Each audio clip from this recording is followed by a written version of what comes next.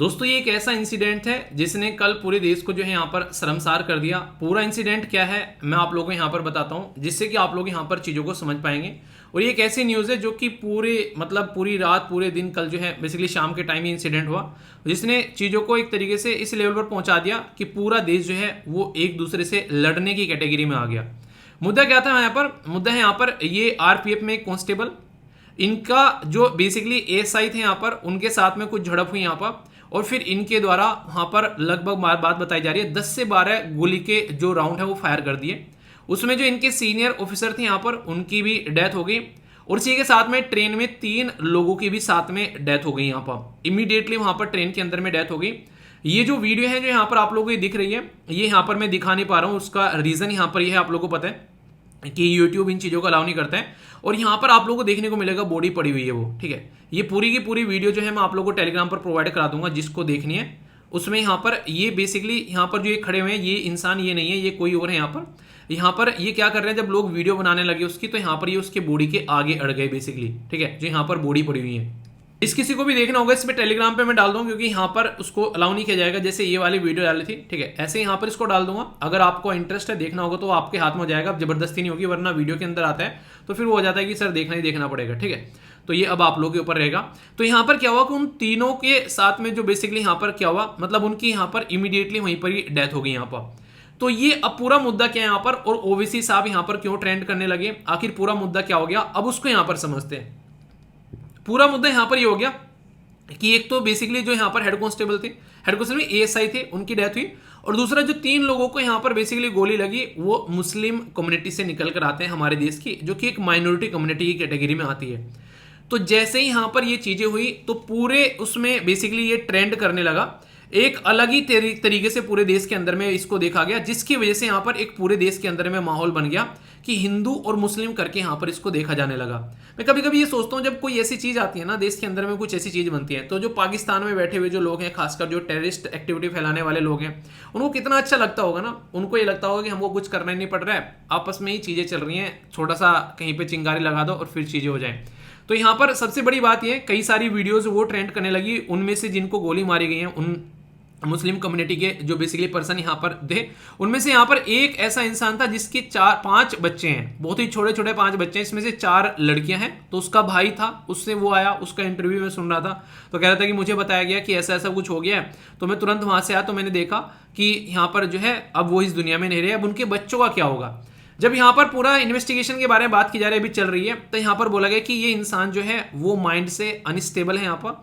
तो जब कोई इंसान माइंड से अनस्टेबल है तो यहाँ पर उसको ड्यूटी पर रख क्यों रखा है, पहले तो आप लोग ये बताइए। अगर कोई ऐसी हरकतें करता है, अपने सीनियर को गोली मार सकता है, वहां पर पैसेंजर को गोली मार सकता है, तो यहाँ पर इस इंसान को जॉब पर रखा क्यों गया? ऐसे इंसान को तो नहीं कहते घड़ी की चौथाई में उसको निकाल कर बाहर फेंको, तो वो वाली कंडीशन यहाँ पर होनी चाहिए। तो ये रेलवे के अंदर में कंडीशन देखने को मिली यहाँ पर, और ये पूरा का पूरा मुद्दा जो ट्रेंड कर रहा है जयपुर एक्सप्रेस टेरर अटैक के नाम से ट्रेंड कर रहा है, क्योंकि ये जो बेसिकली इंसिडेंट हुआ ये जयपुर एक्सप्रेस के अंदर में यहाँ पर आप लोगों को देखने को मिला।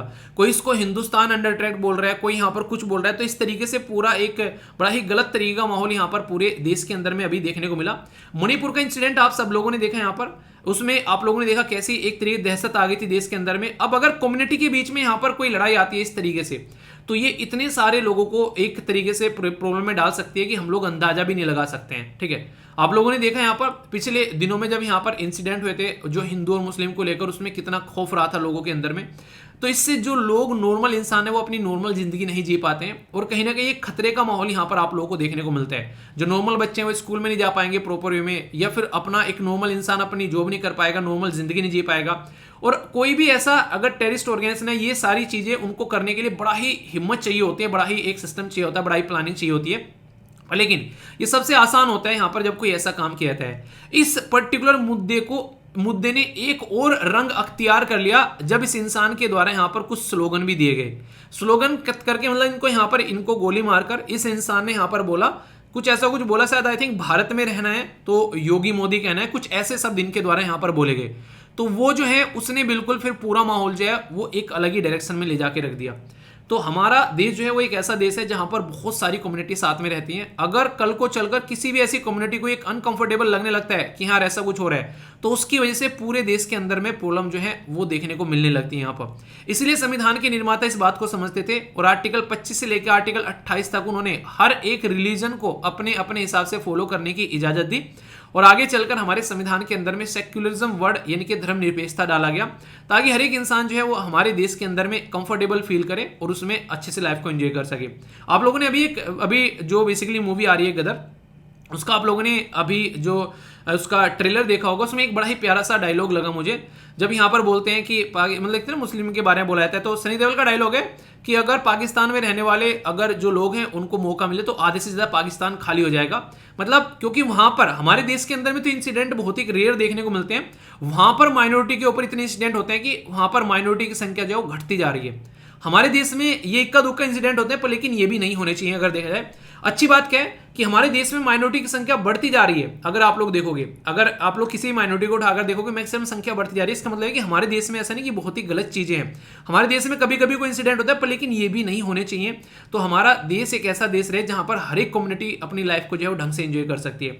तो ये बैलेंस बनाने वाली बात होती है। पर लेकिन अगर इसको बिगाड़ने की बात आएगी तो फिर यार नेक्स्ट लेवल पर ये चीजें खराब होती नजर आएगी और उसका कोई सोल्यूशन भी नहीं होगा। अगर कम्युनिटी आपस में लड़ेगी और कम्युनिटी डरेगी एक दूसरे से, तो वो एक खतरनाक लेवल की सिचुएशन आप लोग यहां पर देख सकते हो। ठीक है, हालांकि इस इंसान के खिलाफ यहां पर जो एफआईआर वगैरह दर्ज कर ली गई है, सेक्शन जो आईपीसी यानी कि इंडियन पिनल कोड का है 302 उसके तहत, आर्म एक्ट के तहत, रेलवे पुलिस जो एक्ट है उसके तहत में यहाँ पर ये जो कांस्टेबल है जिनका नाम चेतन कुमार है, इनको अरेस्ट कर लिया गया है। और यहाँ पर बेसिकली हालांकि इनके द्वारा हरकतें करने के बाद में बोला गया था कि भागने की भी कोशिश कर रहे थे, पर लेकिन वही है, अब भागेंगे तो जाएंगे कहाँ। तो ये पूरा का पूरा इंसिडेंट जो है देखने को मिला, जो कि बहुत ही ज्यादा एक खतरनाक डरावना इंसिडेंट आप लोग यहाँ पर बोल सकते हैं। ठीक है, तो मेरी यही रिक्वेस्ट है सबसे कि देखो अपना काम करेंगी, बेसिकली सरकार अपना काम करेगी, लॉ एंड ऑर्डर देखेगी पुलिस, वो अपने हिसाब से जो भी सही है जो गलत है, और जिसने भी हरकत की है उसको सजा मिलनी चाहिए तकड़ी से तकड़ी। क्योंकि इस तरीके से निहत्ते लोग, खासकर जो ट्रेवल कर रहे हैं अपने जॉब के लिए, रोजगार के लिए, और अपने सीनियर को जो कि एक तरीके से काफी एक सज्जन इंसान बताए जा रहे हैं, उनको गोली मार देना, तो ये बहुत ही एक घटिया लेवल की हरकत आप लोग बोल सकते हो, जो इनके इंसाफ के द्वारा यहाँ पर जो हरकत की गई है। तो ये पूरा इंसिडेंट देखने को मिला। तो अपने तरीके से बेसिकली चीज़ों को देखा करो, ऐसा नहीं कि किसी ने कुछ बोल दिया। मीडिया में कई सारी चीज़ें वायरल हो रही हैं, ठीक है, कि हिंदू मुस्लिम की लड़ाई छिड़ गई है, उसको ये कर दिया वो कर दिया। थोड़ा सा इन सब चीज़ों से बचा करो और ऐसी चीज़ शेयर करने से भी यार थोड़ा बचा करो, क्योंकि हमारा देश है, हमको सुरक्षित करना है, हमारा देश है, हमको उसको अच्छे लेवल पर लेकर चलना है। ठीक है, एक अच्छी बात यहां पर यह है, आज 1 अगस्त है और एक नया महीना आप लोगों का स्टार्ट हो रहा है। तो इससे यह है कि अब नए महीने में आप लोग अपनी एक नई जिंदगी को एक फिर नए से पैटर्न में आप लोग लेकर चल सकते हो। एक नया महीना आप लोगों को नई चीजें शुरुआत करने का मौका देता है। हालांकि मैं हमेशा ये मानता हूं कि नया महीना नहीं, आप लोगों को हर एक नया दिन एक नई शुरुआत करने का मौका देता है, पर नया महीना एक टाइम के बाद में आता है तो इंसान को लगता है कि हाँ अब कुछ नया किया जाए, काफी लंबे समय बाद कुछ एक नया कुछ करने का इंतुजियाज्म आता है। वरना हर दिन, हर हफ्ता और हर जो महीना और हर साल आप लोगों को ये मौका देता है, अगर आप लोग जिस भी लेवल पर हैं अपने लिए फिर से चीजों को स्टार्ट कर सकते हैं। तो पिछले महीने को अगर मैं बोलूं कि 10 में से आप लोगों को नंबर देने हैं, तो कितने नंबर आप लोग दोगे? और इस महीने में वो कौन सी चीज है जो पिछले महीने के कंपेयर में आप लोग इंप्रूव करने की कोशिश करोगे? ये दोनों क्वेश्चन के आंसर आप लोगों को मुझे देने। पिछले महीने में ऐसी कौन सी चीज रही जिसमें आप लोगों को कमी रह गई? और ऐसा कोई ऐसा एसएलवी फैमिली मेंबर है जो कि जिसने रिजोल्यूशन लिया था 2023 के स्टार्टिंग में कि हाँ भाई साहब साल को ऐसे लेकर चलना है, कि अब तक अपना रिजोल्यूशन फॉलो कर रहा है? वो कुछ भी हो सकता है, अपनी एक्सरसाइज करना, टाइम पर उठना, डेली कुछ आंसर राइटिंग करना, कुछ क्वेश्चन प्रैक्टिस करना, अपने हेल्थ के बारे में करना, कुछ भी कोई ऐसी चीज बताइए कि कोई ऐसा है कि अब तक फॉलो कर रहा है, तो वो गर्व की बात होगी अगर अब तक आप लोग डिसिप्लिन में लेकर चीजों को चल रहे हैं। ठीक है, बताना जरूर, डिस्कशन काफी शानदार रहेगा। पर आगे बढ़ने से पहले न्यू मंथ न्यू जोश, टारगेट वही है हमेशा जो आप लोगों ने डिसाइड किया है, ओल्ड टारगेट, नई होप, नई आशा के साथ में चीजों को लेकर आगे बढ़ना है। तो जिंदगी आप लोगों को आसान होती नजर आएगी अगर डिसिप्लिन में आप लोग चलोगे। डिसिप्लिन एक ऐसी चीज है, मोटिवेशन एक दिन के लिए आप लोगों को काम आ सकता है, ठीक है, पर लेकिन डिसिप्लिन एक ऐसी चीज है जो आप लोगों को हमेशा काम आएगा और हमेशा आप लोगों को मोटिवेट रखेगा। अगर डिसिप्लिन के वे में आप लोग चीजों को लेकर चलोगे तो जिंदगी में हमेशा अपने आप को डिसिप्लिन में कोशिश करो रखने की, तो मोटिवेशन की जिंदगी में से जरूरत आप लोगों की खत्म हो जाएगी। बस उस काम को करने की कोशिश करो। स्टार्टिंग में थोड़ा दर्द होगा, आपका शरीर, आप लोग का दिमाग उसको मना करेगा क्योंकि उसको हैबिचुअल नहीं है, वो आदत नहीं है उस चीज की, पर लेकिन करते रहो, फिर देखो कितना शानदार रिजल्ट आता है। ठीक है, तो बताना जरूर जो पूछा आप लोगों से। ये ऐसे इंसान है जो बहुत ज्यादा न्यूज में रिसेंटली, अभी इनका नाम आप लोगों को बताना है, तो देखता हूं कौन कौन इनका नाम बता पाता है। बहुत ज्यादा न्यूज में है कई सारे रीजन की वजह से। इंटरेस्टिंग है यहाँ पर, इसके बारे में आप लोगों से डायरेक्ट क्वेश्चन ही पूछा जा सकता है और ये कोटेशन भी है जो आप लोग इस्तेमाल कर सकते हैं कि अगर हम लोग को देखना है कि प्रोग्रेस कैसी हो रही है, यानी कि एक तरीके से एक इंसान है अमीर, उसको और ज्यादा अमीर बना दो, ये प्रोग्रेस है, या फिर एक इंसान है गरीब, उसको अपनी रोजी रोटी पे लाने के लिए उसको तैयार कर दो, उसको ऐसा एम्प्लॉयमेंट प्रोवाइड करा दो। तो यही बोला गया कि जो प्रोग्रेस है यहाँ पर वो आप लोगों को पता चलता है कि जिसके पास में अबेंडेंस यानी कि दुनिया भर का सामान है उसको थोड़ा और दे देना, या फिर उसको प्रोवाइड कराना जिसके पास में कम है। तो इससे पता चलता है कि हमारा समाज जो है ये किस तरीके से चीजों को लेकर चल रहा है। तो फ्रैंकलिन डी रूजवेल्ट साहब के द्वारा यहाँ पर ये बातें बोली गई यहाँ पर। तो इससे ये पता चलता है कि हम लोग को उसको प्रोवाइड कराना है जिसके पास में नहीं, जिसके पास में है, बेइंतिया है और नहीं कहती अथाह चीजें हैं, तो उसको प्रोवाइड कराने का क्या मतलब है। तो ये बड़ी बात यहाँ पर बोली गई। ठीक है, आज एक काफी इंपॉर्टेंट डे, क्या एक वीक है पूरा, और ये वीक ऐसा है कि हर देश के हर बच्चे के लिए बहुत ज्यादा जरूरी है, और ये है ब्रेस्ट फीडिंग वीक। यानी कि जो बेसिकली बच्चों को, जब आप लोगों ने सुना होगा कि माँ का गाढ़ा पीला दूध बच्चों को मिले, तो उसके लिए कंप्लीट आहार होता है, पूर्ण डाइट होती है। अगर वो उसको मिल जाए स्टार्टिंग के 6 महीने, तो उस बच्चे का इम्यून सिस्टम जो है वो एक तरीके से बोल सकते हैं आप लोग, वो बेसिकली खली की तरह स्ट्रॉन्ग हो जाएगा। ठीक है, वो बच्चा बीमार नहीं होगा। और मैक्सिमम जो डेथ होती है, आप लोगों ने अक्सर सुना होगा कि जो स्टार्टिंग के साल में मैक्सिमम बच्चों की डेथ हो जाती है अगर उनको कोई प्रॉब्लम होती है। तो ये यहाँ पर पूरा वीक सेलिब्रेट किया जाता है ब्रेस्ट फीडिंग को सेलिब्रेट करने के लिए। मतलब मैंने ना वही कहते हैं ना कि माँ का दूध पिया, क्या मेरे से पूछो, मैंने बहुत लंबे समय तक पिया ठीक है, मतलब उन्हीं कहते हैं एक तरीके से कि नहीं यार, मतलब बड़े होने के बाद भी, मतलब एक तरीके ना दूसरे छोटे भाई बहन हो गए, भाई साहब नहीं, एक साइड में मुझे बेसिकली नहीं, एक तरीके से नहीं मम्मी मुझे पीना है दूध, तो वाली चीज़ें देखने को मिलती है। तो ये कंडीशन है। पर लेकिन कई सारे बच्चे ऐसे होते हैं जिनकी जो कई सारे, पहली बार जब मैंने वीक डिस्कस किया था तो एक बच्चे का बेसिकली मैसेज आया कि सर मेरी मम्मी नहीं है। तो सोचो यार, ये सारी चीज़ जिनके पास में है तो उस चीज़ की रेस्पेक्ट करनी चाहिए हम लोगों को, क्योंकि जिनके पास में नहीं है उनसे पूछो कि कितना बुरा फील होता है उस टाइम पर। ठीक है, तो मैटरनल हेल्थ की बात की जाती है यहाँ पर, न्यूट्रिशन के बारे में, और खासकर इस तरह सबसे बड़ी बात मैं भी आप लोगों को बताऊंगा, आप लोग समझोगे। इससे जच्चा और बच्चा दोनों को फायदा होता है। ब्रेस्ट फीडिंग से बच्चे को क्या फायदा होता है, उसको कई सारी बीमारी जैसे कि शॉर्ट टर्म और लॉन्ग टर्म जो बीमारी होती है उससे बच जाता है। डायबिटीज वाली बीमारी जो आप लोगों को देखने को मिलती है, ठीक है, तो ये आप लोगों को देखने को मिलेगा। जो डायबिटीज है टाइप 1, इससे बच जाता है बच्चा। अस्थमा, ओबेसिटी, ये सारी चीजें बेबीज को आप लोगों को नहीं देखने को मिलेगी। और इन्फेंट जो बेसिकली जो मोर्टेलिटी होती है, खासकर इन्फेंट डेथ जो सिंड्रोम होता है, उससे भी यहाँ पर बच जाता है, जो इमीडिएटली कई बार डेथ हो जाती है। अगर प्रॉपर सिस्टमेटिक वे में उसको ब्रेस्ट फीडिंग वगैरह यहाँ पर किया जाए तो बच्चे का जो पेट होता है उसकी इन्फेक्शन भी बच जाता है, क्योंकि कई बार उल्टी सीधी चीजें खिलाते हैं ना, तो वहां पर इन्फेक्शन देखने को मिलता है। तो ये इतना इंपॉर्टेंट है। अब माँ के लिए क्या फायदा है इसका, आप लोग देखो, बहुत ही बड़ी बात है यहाँ पर। मां को बोला गया कि ब्रेस्ट और ओवरियन कैंसर और टाइप 2 डायबिटीज और हाई ब्लड प्रेशर, इतनी सारी बीमारी से बचती है अगर मां जो है वो बच्चे को दूध पिलाती है। ये पूरा नेचुरल प्राकृतिक क्रिया है यार, इसको अगर ढंग से किया जाए। आज की डेट में सबसे बड़ी दिक्कत देखने को क्या मिलती है, जब बेबी पैदा होता है तो उसको जबरदस्ती दूध पिलाने की आदत डलवानी पड़ती है, और मैक्सिमम लोग जो है वो वहां पर अपना हिम्मत छोड़ देते हैं वहां पर, और इसकी वजह से आप लोगों को देखने को मिलता है बच्चे को भी दिक्कत होती है क्योंकि फिर उसको बाहर से दूध पिलाया जाता है, और मां को भी दिक्कत होती है क्योंकि उसकी जो हेल्थ चलनी होती है, जो दूध निकलने की वजह से जो पूरा प्रोसेस चलता है वो भी यहां पर कंप्लीट नहीं हो पाता है, तो उसकी वजह से दिक्कतें देखने को मिलती है। तो ये सारी प्रॉब्लम यहां पर निकल कर आती है। तो इसलिए जच्चा और बच्चा दोनों के लिए बहुत इंपॉर्टेंट है, तो इसको सपोर्ट करना चाहिए। तो बात की जा रही है enabling breast feeding, making a difference for working parents. खासकर वर्किंग पेरेंट्स के लिए काफी टफ पड़ जाता है, क्योंकि यहां पर एक तरीके से जॉब पर रहना और बच्चे को दूध पिलाना, तो ये एक बैलेंस बनाने वाली बात होती है। इसीलिए क्रैच की फैसिलिटी प्रोवाइड कराई जाती है अलग अलग जगह पर, ताकि उस चीज को और ढंग से लेकर चला जा सके। तो ये आप लोग याद रखना। तो बताना किस किस को ये सौभाग्य प्राप्त हुआ कि माँ का दूध जो है उसको पीने को मिला, तो बहुत ही बड़ी बात होती है। इसी वजह से कहते हैं इंसान जो है हस्ट पुष्ट घूम रहा है। ठीक है, तो ये बातें आप लोग समझ सकते हैं, तो इसको लेकर कोई परेशानी नहीं होनी चाहिए।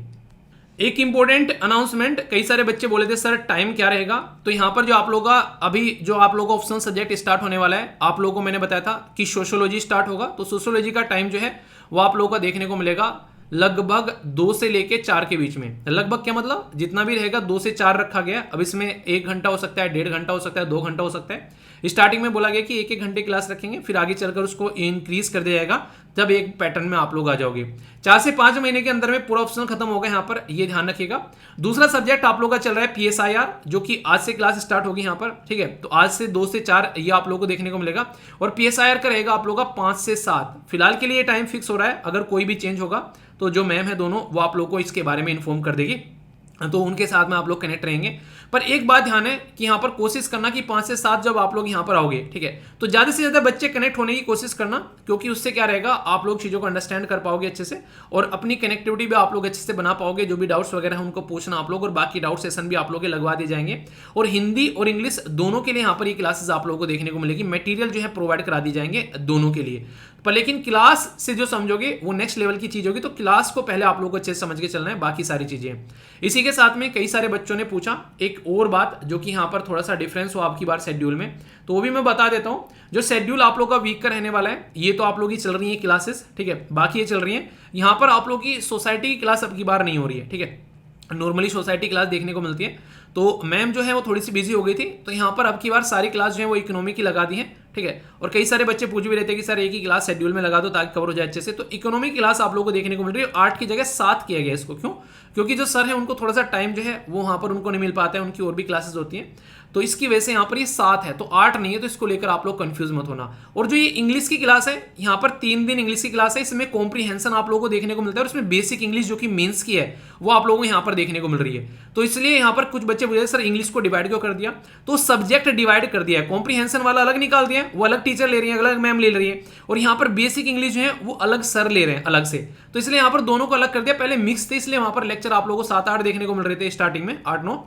अभी दोनों लेक्चर अलग अलग हो गए, तो कई बच्चे कह रहे हैं सर लेक्चर कहाँ गायब हो, तो गायब नहीं हुए, सब्जेक्ट को सेपरेट कर दिया, उसको अब अलग अलग आप लोग देख पाओगे। कॉम्प्रीहेंशन वाली क्लास एक जगह हो जाएगी, उसकी पीडीएफ, और यहाँ पर अलग हो जाएगी, तो उसको लेकर कंफ्यूजन में मत आना। तो ये बात बोली गई है। एक और बात, यहाँ पर कई सारे बच्चों ने ये बात बोला कि सर थोड़ी सी दिक्कत हो गई है, तो उसकी वजह से चीजें जो है नहीं कर पाए। तो कई सारे मेल आ रखे थे, मैंने सुबह भी देखे अभी यहाँ पर, और कई सारी और भी यहाँ पर बेसिकली एक तरीके ना कस्टमर केयर टीम भी बोल रही थी कि सर कई सारे बच्चे रेगुलर यहाँ पर बातें कर रहे हैं, तो आज और इसको एक्सटेंड कर देते हैं। जिसका नहीं एडमिशन हुआ, किसी का कूपन कोड नहीं इस्तेमाल हुआ, कई सारी दिक्कतें देखने को मिली, तो उसके लिए आप लोगों के लिए आज फिर एक्सटेंड कर देते हैं आज शाम तक का। और यहाँ पर ये सारी इन्फॉर्मेशन दे भी रखी है कि किसके लिए क्या क्या कूपन कोड वगैरह आप लोग इस्तेमाल कर सकते हैं, क्या क्या फायदे किस किस को मिल रहे हैं, ये सारी चीजें लिखी है हिंदी और इंग्लिश में। अगर आप लोग पढ़ोगे, नोटिफिकेशन के थ्रू आप लोगों को प्रोवाइड करा दिए, तो इसके थ्रू आप लोग देख लेना। तो इसकी वजह से आप लोगों को जो कस्टमर केयर टीम पर आप लोग परेशान रहते हो बार बार, वो सारी चीजें लिखित में दे दी है, ताकि आप लोगों को ज्यादा डाउट न रहे। तो देख लेना जिसको जो भी करना है, तो कोई समस्या नहीं होनी चाहिए, ठीक है। बाकी आगे बढ़ते हैं। कोई भी डाउट हो तो ये जरूर बताना कि किस किस ने मम्मी का जो है दूध पिया है लंबे समय तक, और कैसा लगता है, टेस्ट कैसा लगता है, अगर आप लोगों से पूछो बताना जरूर इसके बारे में, ओके। ये जो आर्टिकल है, इसको समझने के बाद में आप लोगों को कई सारी बातें समझ में आएगी कि खाना खाना, पेट भरना, इसका मतलब ये नहीं कि आप लोग जो है कुपोषण के शिकार नहीं होगे। यानी कि इंसान का खाना खाना, पेट भरना, वो नहीं कहते कि बस खाने के लिए जी रहा है, या फिर एक तरीके से दूसरी स्टेटमेंट होती है कि जीने के लिए खा रहा है। तो दोनों में काफ़ी बड़ा डिफरेंस देखने को मिलेगा। आप लोगों को पहले शब्द का मतलब समझाता हूँ, जिसको बोलते हैं मेल नरिशमेंट, यानी कि कुपोषण का शिकार। तो इसके बारे में इसका मतलब क्या है, पहले आप लोग ये बताइए, देखता हूँ कौन सही आंसर देता है। तब तक मैं आप लोगों को एक्सप्लेन करने की कोशिश करता हूँ। आई होप कि मैं सक्सेस हो पाऊंगा आप लोगों को ये समझाने में मतलब बताता हूँ, ठीक है। देखिए, बात करते हैं, अगर मेल न्यूट्रिशन के बारे में बात करते हैं, तो ये एक तरीके की कंडीशन होती है, ठीक है, जो कि बॉडी के अंदर डेवलप होती है। खासकर आप लोग खाना खा रहे हैं, पर लेकिन उसके अंदर कोई विटामिन नहीं है, मिनरल्स नहीं है, बस खाए जा रहे हैं। पिज्जा, बर्गर, ये सारी चीज़ें जो चलती है ना, ये आप लोगों को देखने को मिलेगी। तो एक तरीके से बॉडी के अंदर में दिक्कत होने लगेगी। जिस तरीके से जो टिश्यूज हैं बॉडी के अंदर, जो ऑर्गन है, वो प्रॉपर फंक्शन नहीं करेंगे। तो मेल नरिशमेंट दोनों ही तरीके से होता है। मतलब जब आदमी जो है अंडर नरिशमेंट हो या फिर ओवर नरिशमेंट हो, यानी कि आप लोगों से ओवर नरिश्ड है, ये बिल्कुल ऐसे ही है कि यारी दोस्ती में हमेशा एक बैलेंस बनाना चाहिए। उन्हें कहते हैं कि गुड़ ज़्यादा मीठा हो, ज़्यादा दोस्ती ज़्यादा मीठी हो, तो वो भी चिपकने लगती है। तो यानी कि इंसान की अपनी खुद की भी एक ज़िंदगी होनी चाहिए, वो वाली बातें हैं। यानी कि बस किसी के साथ में यार दोस्त बन गए तो पूरे दिन उसी के साथ में चिपके घूम रहे हैं, भाई मेरा लंगोटिया यार है। अबे लंगोट गीली हो जाएगी और फालतू में जो है ऊपर से फिर लड़ते फिरोगे उस लंगोट के ऊपर। कहने का मतलब ये है कि इंसानों को बैलेंस बनाकर ज़िंदगी में चलना चाहिए। आप लोगों ने देखा होगा, देखा क्या, आप लोगों ने जरूर ये चीज़ देखी होगी कि अक्सर क्या होता है कि एक तरीके से जब इंसान जो होता है नए नए रिलेशनशिप में आता है, बस अब घंटों लगा हुआ है, ऐसा लग रहा है कि ज़िंदगी में इसके अलावा कोई काम नहीं बचा उस इंसान को, ठीक है। वो वाली चीज़ें आप लोगों को देखने को मिलेगी। बहुत कम लोग ऐसे होते हैं जो उस टाइम पर अपने आप को संभाल कर निकाल कर ले जाते हैं, और वही लोग कहीं ना कहीं आप लोग अच्छी पोजीशन पर देखने को मिलते हैं ज़िंदगी में, और मैक्सिमम लोग उसके अंदर गिर जाते हैं। और वो एक तरीका आप लोग इम्तिहान बोल सकते हैं कि इंसान जो है उसको कैसे टैकल करता है। और जो इंसान अपने आप को वहाँ पर थाम लेता है, वो ज़िंदगी में अपने आप को हमेशा हर जगह अपने आप को थाम लेता है। तो ये रियलिटी है, क्योंकि इंसान की जो बॉडी बनी है उसके अंदर हार्मोन्स जिस तरीके से वो वर्क करते हैं, वो इंसान को ले डूबते हैं फिर। तो इसलिए अपने ऊपर कंट्रोल रखना इंसान को आना चाहिए, तभी इंसान जो है अच्छे डिसीजन ले पाता है जिंदगी में और तभी प्रोडक्टिव लाइफ भी बना पाता है। तो मेल न्यूट्रिशन के बारे में अगर बात करते हैं तो कई तरीके से देखने को मिलती है, जैसे अंडरवेट हो गया, ओबेसिटी। ओबेसिटी तो एक ऐसी प्रॉब्लम है आज के डेट में जो कि नॉर्मली इसलिए देखने को मिलती है कि इंसान क्या है, इंसान इनएक्टिव हो गया है। जितनी मशीनें आती जा रही है ना, सारी चीजें ये लगता है कि मशीन काम कर दे। लिफ्ट आ गई, नीचे से ले जाके ऊपर रख दे, ऊपर से ले जाके नीचे रख दे इंसान को, ठीक है। हर जगह आप लोगों को देखने को मिलेगा। आप लोगों को मैंने जैसे बताया था, इंसान आज के डेट में ऐसे हैं कि जैसे पार्क है घर से 2 किलोमीटर दूर, तो वहां पर पार्क में जाएंगे गाड़ी लेकर, बाइक लेकर, और फिर पार्क में जाके रनिंग करना स्टार्ट करेंगे। 2 किलोमीटर दूर पार्क है, अगर रास्ता ठीक ठाक है तो इंसान दौड़ते हुए भी जा सकता है, पर लेकिन ऐसी चीजें नहीं देखने को मिलती है। तो ये सारी चीजें, मतलब इसमें कोई क्रिटिसाइज नहीं कर रहा हूं, पर लेकिन ये नेचुरल हैबिट बन गई है हमारी। अगर मैं आप लोगों को बोलूं 5वीं मंजिल पर आप लोगों का मकान है, रेगुलरली अगर सीढ़ियां चढ़ चढ़ के भी इंसान चला जाए ना, तो भी बहुत एक तरीके से अपनी जिंदगी में आप लोग प्रोडक्टिविटी देखने को मिलेगी। वेस्टिंग देखने को मिलती है, यानी कि लो वेट है फॉर हाइट के हिसाब से, इसी के साथ में आप लोगों को अंडर वेट देखने को मिलता है, लो वेट रह गया एज के हिसाब से, स्टंटिंग देखने को मिलती है आप लोग यहाँ पर, लो हाइट रह गई है एज के हिसाब से। तो ये सारी मेल न्यूट्रिशन, जो मेल नरिशमेंट एक तरीके से आप लोग बोल सकते हैं, यानी कि एक तरीके से कुपोषण के शिकार आप लोगों को देखने को मिलेंगे। माइक्रो, जो एक तरीके से जो माइक्रो न्यूट्रिएंट्स हैं उनकी डिफिशियंसी आप लोगों को देखने को मिलेगी। यानी कि जो खा रहे हैं ना हम लोग, एक बैलेंस डाइट नाम का शब्द एनसीईआरटी में इतने शानदार तरीके से समझाया गया, उसमें बाकायदा चीज़ों को तोड़ तोड़ के समझाया गया। तो एनसीईआरटी को अगर उठाकर पढ़ोगे तो आप लोग ये सारी चीज़ें समझ पाओगे वहाँ पर। तो इसके ऊपर फोकस देना काफ़ी ज़्यादा जरूरी है। तो इसी के ऊपर फोकस देने की बात की जा रही है अभी यहाँ पर, ताकि इन चीज़ों को कंट्रोल किया जा सके देश के अंदर में। रीज़न क्या है? रीज़न यहाँ पर ये कि 35.5% जो बच्चे हैं, सोचो, जिनको देश का भविष्य बोल रहे हैं हम लोग यहाँ पर, जिनके ऊपर बागडोर टिकी हुई है देश की, वो आज की डेट में आप लोगों को मेल न्यूट्रिशन का शिकार नजर आएंगे, यानी कि कुपोषण का शिकार है। तो इसी को लेकर काम करने की बात यहाँ पर की जा रही है। तो मिनिस्ट्री जो है हमारी कंट्री में, जो वुमेन एंड चाइल्ड डेवलपमेंट, उसके द्वारा यहाँ पर ये राज्यसभा में बातें बताई गई है कि इसको कैसे टैकल करना है, क्योंकि हमारे टारगेट ऑलरेडी है यहाँ पर कि आने वाले टाइम में जो अंडर 6 ईयर है जो बच्चे, उनके 2% पर एनम के हिसाब से यहाँ पर चीज़ों को कैसे लेकर चलना है, एक तरीके से रिड्यूस करने हैं। पर लेकिन रियलिटी में ये बिल्कुल ऐसे है जैसे आप लोग महीना नया स्टार्ट होता है, हम लोग टारगेट रखते हैं कि इस महीने में ना इतना वेट कम करना है, ठीक है, पर लेकिन फिर क्या कर रहे हैं, दबाकर मीठा खा रहे हैं, ठीक है, एक तरीके से। और इंसान का अपनी जीभ के ऊपर कंट्रोल नहीं है, और ये इंसान को सबसे ज़्यादा दिक्कत देती है। एक तरीके से अगर इंसान जो है छोटी छोटी चीज़ें कंट्रोल कर ले तो हमेशा हेल्दी रहे।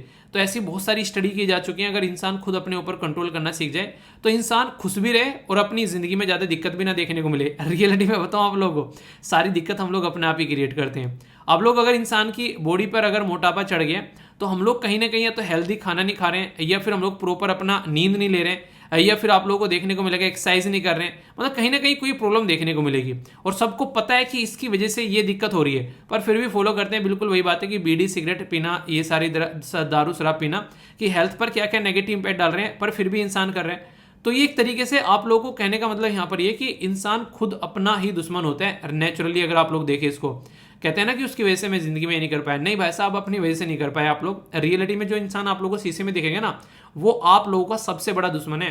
आस पास में तो बोलते हैं कि भाई साहब ये मेरी टांग खींच रहा है, ये मेरे लिए नेगेटिव बोलता है, कुछ नहीं है, सब ये फालतू की बातें हैं। सबसे बड़ा दुश्मन इंसान का खुद है। ये नहीं यकीन आ रहा है तो आप लोग खुद चेक करके देखो कि मैक्सिमम आप लोगों की जिंदगी में प्रॉब्लम आप लोगों की वजह से आ रही है, आप लोगों के आलस की वजह से, आप लोगों की चीज़ों को इग्नोर करने की वजह से, आप लोगों को जो प्रॉपर टाइम टेबल फॉलो न करने की वजह से, टाइम पर न उठने की वजह से, डेली एक्सरसाइज न करने की वजह से। कोई बाहर वाला थोड़ी ना करेगा आप लोगों की जगह आकर। तो वही बातें हैं। तो टारगेट जो है यहाँ पर अगर बात करें कि कैसे इसको कम करना है, तो ये बोला गया कि हर साल 2% कम करना है, तो तब यहाँ पर चीज़ें सुधरेंगी। एम है रिड्यूस करने का 2% पर एनम के हिसाब से। एनीमिया के बारे में बात करें तो उसको भी इसी तरीके से कम करने की बात की जा रही है। ये सारी चीज़ें यहाँ पर पैटर्न में लेकर चलनी पड़ेगी। और जब मैंने आप लोगों को नेशनल फैमिली हेल्थ सर्वे पढ़ाया था, उसमें बहुत सारी चीज़ें ऐसी बताई भी थी कि किस तरीके से यहाँ पर काम किया जा रहा है। जैसे कि हेल्थ एंड जो फैमिली वेलफेयर है, फर्टिलिटी, जो फैमिली प्लानिंग के बारे में बात की जा रही है, इन्फेंट चाइल्ड मोर्टेलिटी, बच्चों की बचपन में डेथ हो जाना, मैटरनल और चाइल्ड हेल्थ, यानी कि जच्चा और बच्चे की हेल्थ अच्छी होनी चाहिए, न्यूट्रिशन और एनीमिया के बारे में बात की जा रही है, मोर्बिडिटी और हेल्थ के बारे में, इसी के साथ में वुमेन एम्पावरमेंट के बारे में। तो ये सारी वो बेसिक चीज़ें जिसके बेस पर आप लोग जिंदगी को अपनी इंप्रूव कर सकते हो। यहाँ से चीज़ें जो हैं एक तरीके से कहीं ना कहीं इनके बेस पर हम लोग सिचुएशन को कंट्रोल कर सकते हैं। पाकिस्तान के अंदर अगर बात करें आज के डेट में पॉपुलेशन के बारे में, इतनी ज़्यादा पॉपुलेशन है और वहाँ पर इतनी सारी आप लोगों को देखने को मिला। कोविड-19 के टाइम पे लोगों को प्रॉपर डोज तक नहीं दिए गए, ऐसा लग रहा था कि कोविड-19 आया नहीं है पाकिस्तान में। ऐसे भी कई सारी वीडियोज जो थी उस टाइम पर वायरल हुई थी काफ़ी ज़्यादा। कुछ यहाँ पर डेटा है, अब आप लोगों के लिए यहाँ पर ये काम आ सकता है। जैसे कि मेघालय हमारी कंट्री में ऐसा है जहाँ हाईएस्ट नंबर ऑफ स्टंटिंग आप लोगों को शिकार बच्चे नजर आएंगे। दूसरे नंबर पर बिहार है। महाराष्ट्र जो है वहाँ पर आप लोगों को वेस्टेड सबसे ज़्यादा बच्चे सबसे ज़्यादा नजर आएंगे, ठीक है। जहाँ पर अगर बात करें दूसरे नंबर पर गुजरात है। समझ रहे हैं आप लोग, यहाँ पर ये वो राज्य हैं जो कि डेवलप कैटेगरी में आते हैं। झारखंड हाईएस्ट परसेंटेज वुमेन आप लोगों को देखने को मिलेगी इसी कैटेगरी में यहाँ पर अगर बात करें, ठीक है, जिनका बॉडी मास इंडेक्स जो है वो काफ़ी कम रहेगा। बॉडी मास इंडेक्स जो है ये काफ़ी इंपॉर्टेंट है, इसको जाकर आप लोग चेक करिएगा। बॉडी मास इंडेक्स का एक फॉर्मूला भी होता है, देखता हूँ वो फॉर्मूला किस किस को याद है। एपीएफसी में शायद 2012 या फिर 17 में पेपर हुआ था, उसमें क्वेश्चन पूछा गया था बॉडी मास इंडेक्स के फॉर्मूले के ऊपर। तो ऐसे ऐसे क्वेश्चन आप लोगों से डायरेक्ट बन जाते, फिर बोलते क्वेश्चन कहाँ से आ गया भाई साहब, यहाँ से आ गया। थोड़ा सा भी ध्यान से सुनोगे ना तो एग्जाम में सारे क्वेश्चन अटेम्प्ट करके आओगे। बस वही है कि आप लोग रेगुलर चीज़ों को रिविजन नहीं करते हो, ठीक है। टोटल फर्टिलिटी जो रेट है उसके ऊपर फोकस किया जा रहा है। टोटल फर्टिलिटी रेट हमारे देश का कम हो गया आज के डेट में, तो ये काफ़ी अच्छी बात है यहाँ पर। जबकि अगर बात करें पाकिस्तान में वो इतना खतरनाक है, आने वाले टाइम में पाकिस्तान में पॉपुलेशन एक्सप्लोशन होने वाला है, यानी कि पॉपुलेशन जो है वहाँ पर बूम आने वाला है, ऐसी कंडीशन देखने को मिल सकती है। हमारी कंट्री में एजुकेशन लेवल बढ़ रहा है, लोग समझदार हो रहे हैं, तो उसकी वजह से चीज़ें जो है थोड़ी सुधर रही हैं, ठीक है। कॉन्ट्रासेप्टिव यूज़ कर रहे हैं आज के डेट में, बहुत सारी इन्फॉर्मेशन और भी है जिसके चलते कहीं ना कहीं हमारी कंट्री में चीज़ें कंट्रोल में है। वरना पुराने टाइम पर काफ़ी ज़्यादा दिक्कतें देखने को मिलती थी। आज के टाइम में इंस्टीट्यूशनल डिलीवरी हो रही है। तो पहले क्या था, देखिए ऐसा था, बीमारी इतनी सारी हुआ करती थी, 4-5 बच्चे तो नॉर्मल कर ही लेते थे, क्योंकि उसमें से ऐसा लगता था एक आधा तो एक तरीके से बच्चे की डेथ ही हो जाएगी, एक आधा तो टुलक ही जाएगा, ऐसे बोलते थे, ठीक है। तो कहने का मतलब क्या है, अब यहाँ पर इतनी सारी हेल्थ की फैसिलिटी हो चुकी है, तो इसके चलते चीज़ें जो हैं वो थोड़ी सी पैटर्न में रहने लगी। अब लगता है बच्चों को कि जो माँ बाप को भी 2 बच्चे कर लो काफ़ी है, ठीक है। तो इसके चलते यहाँ पर फोकस किया जा रहा है। अब बॉडी मास इंडेक्स कौन सुधारेगा अपना, जो कि यहाँ पर इनके बारे में इंफॉर्मेशन होगी, बहुत सारे लोग जानते नहीं है, तो इसके ऊपर काम करने की जरूरत है यहाँ पर। इसलिए हमारे देश में कई सारी दिक्कतें देखने को मिलती है। ग्लोबल हंगर इंडेक्स में हमारी रैंक काफ़ी नीचे रहती है, तो उसको भी इंप्रूव हम लोग कर सकते हैं। जैसे कि ग्लोबल हंगर इंडेक्स के बारे में कल को कोई क्वेश्चन पूछ ले तो 3 एरिया में इसको डिवाइड किया था नॉर्मली, ठीक है। जो नॉर्मल एक तो देखेंगे आप लोग यहाँ पर इनइक्वलिटी के बारे में बात की जा रही है, दूसरा यहाँ पर चाइल्ड अंडर नरिशमेंट के बारे में बात की जा रही है, और चाइल्ड मोर्टेलिटी के बारे में। ये 2 जगह होता है, स्टंटिंग और यहाँ पर वेस्टिंग में इसको डिवाइड कर देते हैं। तो अंडर आप लोगों को 4 पैटर्न देखने को मिलेंगे, बाहर आप लोगों को 3 पैटर्न देखने को मिलेंगे, ठीक है। तो ऐसे आप लोग समझ सकते हैं।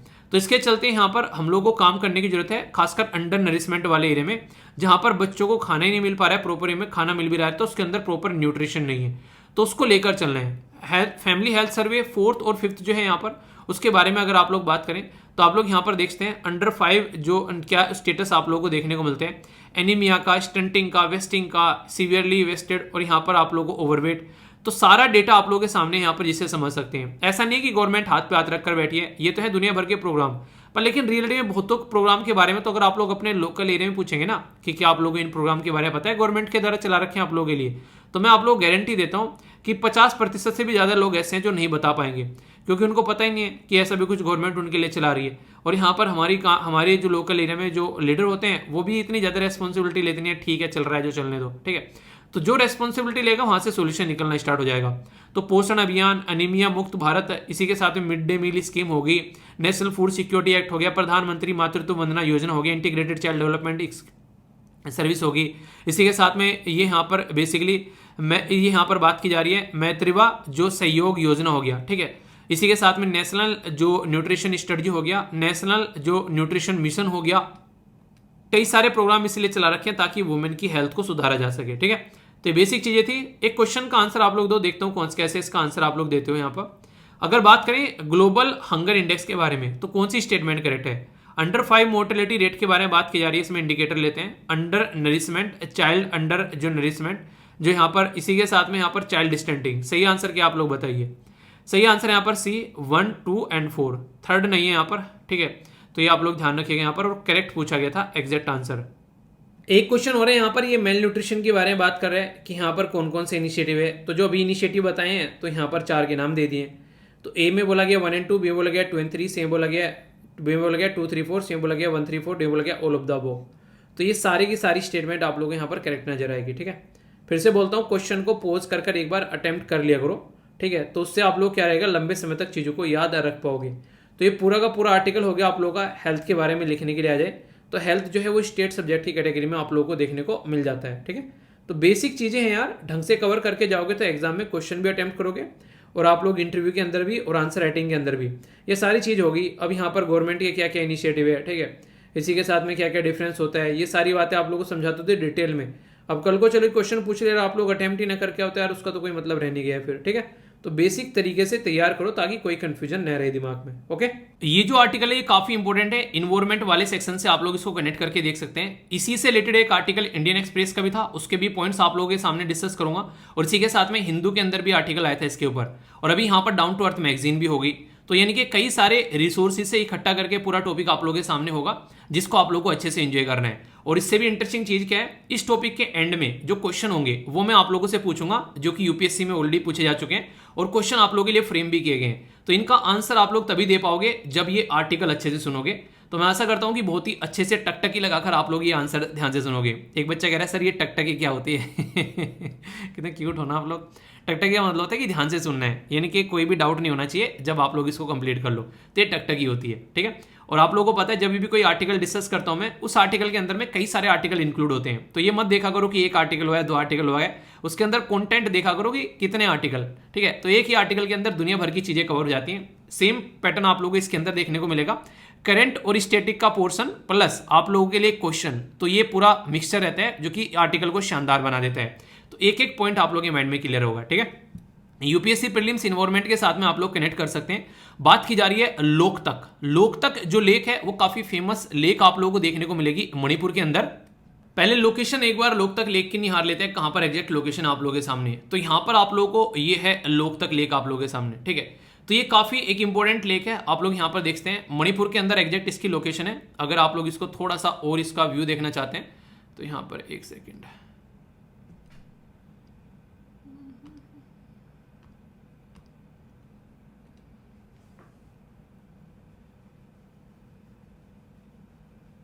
ये अब आप लोग लेक पर आ गए हैं पूरा। ठीक है, तो इसके आसपास का व्यू आप लोग यहाँ पर देख सकते हैं। ये आप लोगों के पास में लोकतक लेक है, यहीं पर ही बैठे बैठे आप लोगों को मणिपुर घुमा दिया मैंने। ठीक है देख पा रहे हैं, तो ये एक शानदार नज़ारा है इस पर्टिकुलर लेक का। तो काफ़ी फेमस लेक है यहाँ पर ये। तो इसके बारे में बेसिक इन्फॉर्मेशन मैं आप लोगों से डिस्कस करूँगा। ये जूते देखो, जूते भी दिखाए जूते नहीं है, बेसिकली इंसान है और इंसान को यहाँ पर कट कर दिया जाता है क्योंकि इंसान की आइडेंटिटी रिवील ना हो। ठीक है, तो यहाँ पर ऐसा लग रहा है कि देखो ये देखो पैसा जादू कि यहाँ पैर पैर दिख रहे हैं, भाई साहब कौन था पता नहीं चल पाए न्यूज में क्यों है ये लेक, पहले ये समझ लेते हैं। न्यूज में इसलिए क्योंकि अगर कोई पर्टिकुलर एरिया है तो उसको डेवलप करने के लिए, मेंटेन रखने के लिए कोई ना कोई होता है। जैसे आप लोग के घर में आप लोग के मम्मी पापा आप लोगों को प्रॉपर सपोर्ट करते हैं, मेंटेन रखते हैं। कोई दिक्कत होती है तो आप लोग हमेशा साथ में खड़े होते हैं। ऐसे ही यहाँ पर लोकतक लेक भी बच्चा है किसी का तो उसको प्रोटेक्ट करना है, तो कौन प्रोटेक्ट करता है, तो लोकतक डेवलपमेंट अथॉरिटी यहाँ पर इसको प्रोटेक्ट करती है। तो लोकतक डेवलपमेंट अथॉरिटी को ये लग रहा था कि यार यहाँ पर काफी ज्यादा नुकसान देखने को मिल रहे हैं, तो इसके चलते उनके द्वारा यहाँ पर कुछ पर्टिकुलर फंडे जो हैं उसको ध्यान में रखते हुए एक नोटिस इशू किया गया है। इस नोटिस को जो इशू किया गया तो यहाँ पर क्या होता है, मछली पकड़ने के लिए ऐसे सर्कुलर जो फिश कल्चर यहाँ पर बनाई जाती है एक पोन्स टाइप में, ताकि मछली को पकड़ा जा सके। और ऐसे यहाँ पर फ्लोटिंग ऑर्गेनिक मास भी कई सारे देखने को मिलते हैं। ठीक है, तो यहाँ पर जो पहले वाला है इसको बोलते हैं अथाफुम्स। ठीक है, तो सर्कुलर ये है। ऐसे शब्द भी आप लोगों से कई बार पूछे जाते हैं, तो यहाँ पर अथाफम भी बोल सकते हैं या फिर अथाफुम्स आप लोग इसको बोल सकते हैं। और ये दूसरा इनको बोलते हैं फुमड़ी, और ये तो पूछा गया आप लोगों से ऑलरेडी क्वेश्चन। ठीक है, ये पेपर उठाकर देखोगे क्वेश्चन बना हुआ है, तो ये शब्द काफी इंपॉर्टेंट है। अथाफुम्स क्या है यहाँ पर, तो सर्कुलर फिश कल्चर, और फुमडीज क्या है, फ्लोटिंग ऑर्गेनिक मास। तो ये लेक के अंदर में है, इसकी वजह से कई सारे इशू देखने को मिलते हैं। तो इनको हटाने की बात यहां से की जा रही है, रिमूव करना है और डिसमेंटल करना है, यानी कि इनको हटाओ यहां से। ये काफी सारी प्रॉब्लम यहां पर क्रिएट करते हैं। तो कहने का मतलब यहां पर यह कि इसको एक क्लियर बनाने की बात की जा रही है ताकि अच्छे से इसको एंजॉय किया जा सके। तो पर्टिकुलर ये माहौल यहां पर इसके अंदर क्रिएट करने की बात की जा रही है। कई सारी ऐसी चीजें हैं, लोग जो है लोकल एरिया में यहाँ पर क्या करते हैं, अपने अपने हिसाब से अपनी अपनी चीजें क्रिएट कर लेते हैं लेक के पास में। जैसे नहीं मैंने आप लोगों को यहाँ पर दिखाया, तो कई सारी चीजें आप लोग यहाँ पर देखने को मिल जाती हैं। तो उसको कैसे हटा सकते हैं ताकि लेक जो है वो क्लियर रहे, यहाँ पर उसके अंदर कोई पोल्यूशन नहीं देखने को मिले। एक तो ये जल कुंभ भी ऐसी होती है, ये बिल्कुल बर्बाद कर देती है। मेरे गाँव में एक जोड़ था, भाई साहब इतनी बुरी हालत हुई इसकी, जब यहाँ पर जलकुंभ भी आ गई, मतलब उसको हटाया जाए बार बार भर जाए। तो ये इस तरीके से कंडीशन क्रिएट हो जाती है कि ये बिल्कुल पानी को सोख लेती है, बिल्कुल ये समझो कि उसकी कहानी खत्म हो जाती है। तो इसलिए क्लियर करते रहना भी जरूरी है टाइम टू टाइम। ये जो लेक है यहाँ पर, इसके अंदर कई सारे अभी हाइड्रो जो पावर प्रोजेक्ट यानी कि इलेक्ट्रिसिटी जनरेट करने के लिए प्रोजेक्ट लगाए गए। तो इसकी वजह से यहाँ पर काफी लार्ज स्केल पर जो फिश प्रोडक्शन है यानी कि जो मछली का पालन किया जाता था और जो ट्रेडिशनल जो फिशरी हुआ करती थी वो काफी रिड्यूस हो गई है। क्यों? क्योंकि जब ऐसी हरकतें देखने को मिलने लगती है तो फिर मछली पालन या फिर मछली का रहना वहां पर काफी एक तरीके से कम हो जाता है। तो इसके चलते लोकल एरिया पर काफी इंपैक्ट पड़ता है। अगर कोई लेक कहीं पर है तो वहां पर उस एरिया में एक अलग इन्वायरमेंट रहेगा, उसके आसपास का आप माहौल अलग देखने को मिलेगी। जहां पर लेक नहीं है अगर उसके साथ में कंपेयर करेंगे तो वहां पर काफी बड़ा रोल प्ले करता है। और पोल्यूटेड काफी ज्यादा होती है जब लोग आसपास में जाते हैं। और यहाँ पर मछली पालन करने के आप लोगों को देखने को मिलेगा, जब बीच पर भी लोग जाते हैं तो वहां पर पॉलिथीन वगैरह हो गया, बोतल हो गई प्लास्टिक की, या फिर कोई कुछ उल्टी सीधी हरकतें वहां पर जो भी करते हैं, मतलब पॉलिथीन वगैरह जो भी फेंकते हैं वहां पर गंदगी, तो उसकी वजह से काफी ज्यादा दिक्कत हो जाती है। तो अभी सेम इशू जो है ये पर्टिकुलर लेक फॉलो कर रही है। तो इस पर्टिकुलर लेक को प्रोटेक्ट करने की बात यहां पर की जा रही है ताकि इस पर्टिकुलर एरिया में इन्वायरमेंट को अच्छा रखा जा सके। ये जो स्लाइड है ये इतनी इंपॉर्टेंट है कि आप लोग इसको समझ नहीं पाओगे जब तक आप लोग पुराने क्वेश्चन पेपर उठाकर नहीं देखोगे। इस स्लाइड में से 3 से 4 क्वेश्चन अब तक एग्जाम में पूछे जा चुके हैं, तो इससे आप लोग इसकी इंपॉर्टेंस समझ पाओगे। सबसे पहले यहाँ पर कैबुल लेम्जो नेशनल पार्क, ये कहाँ पर है? ये आप लोगों को इसी लेक के अंदर देखने को मिलेगा। एक वन ऑफ द फुमडीज, मैंने बोला ना अभी फ्लोटिंग जो एरिया होता है जो कि यहाँ पर वेजिटेशन या फिर सोयल वगैरह कुछ ऐसी तैरती रहती हैं जैसे आप लोगों को यहाँ पर देखने को मिलता है, ये सारी चीजें तो ये फुमडीज के तौर पर आप लोगों को यहाँ पर देखने को मिलेगी। तो ये इसी के अंदर में है जो फ्लोटिंग एरिया होता है। तो ये नॉर्थ ईस्ट में काफी फेमस लेक है, तो ये आप लोगों को पता होना चाहिए। लोकेशन मैंने आप लोगों को अभी दिखाई थी यहाँ पर। इसके अंदर में आप लोगों को संगई डियर भी देखने को मिलेंगे, यानी 12 सिंगे टाइप के जो होते हैं वो आप लोगों को यहाँ पर देखने को मिलेंगे। और मणिपुर की इकोनॉमी के अंदर में काफी बड़ा रोल प्ले करती है। अभी मैंने बताया कि power generation, drinking water, irrigation, ये यानी कि सिंचाई के लिए पानी, वो सारा इसी लेक से निकालकर आप लोगों को यहाँ पर प्रोवाइड कराया जाता है। इसी के साथ में यहाँ पर ये काफी इंपॉर्टेंट है, जहां से क्वेश्चन भी ऑलरेडी पूछे जा चुके हैं। ये रामसर साइट का पार्ट बनी थी 1990 में, पर लेकिन इसके बाद में इसको मॉन्ट्रेक्स रिकॉर्ड के अंदर डाल दिया था 1993 में। और ये मॉन्ट्रेक्स रिकॉर्ड मैंने आप लोगों को जब रामसर साइट पढ़ाई थी उस दिन भी मैंने आप लोगों को पढ़ाया था।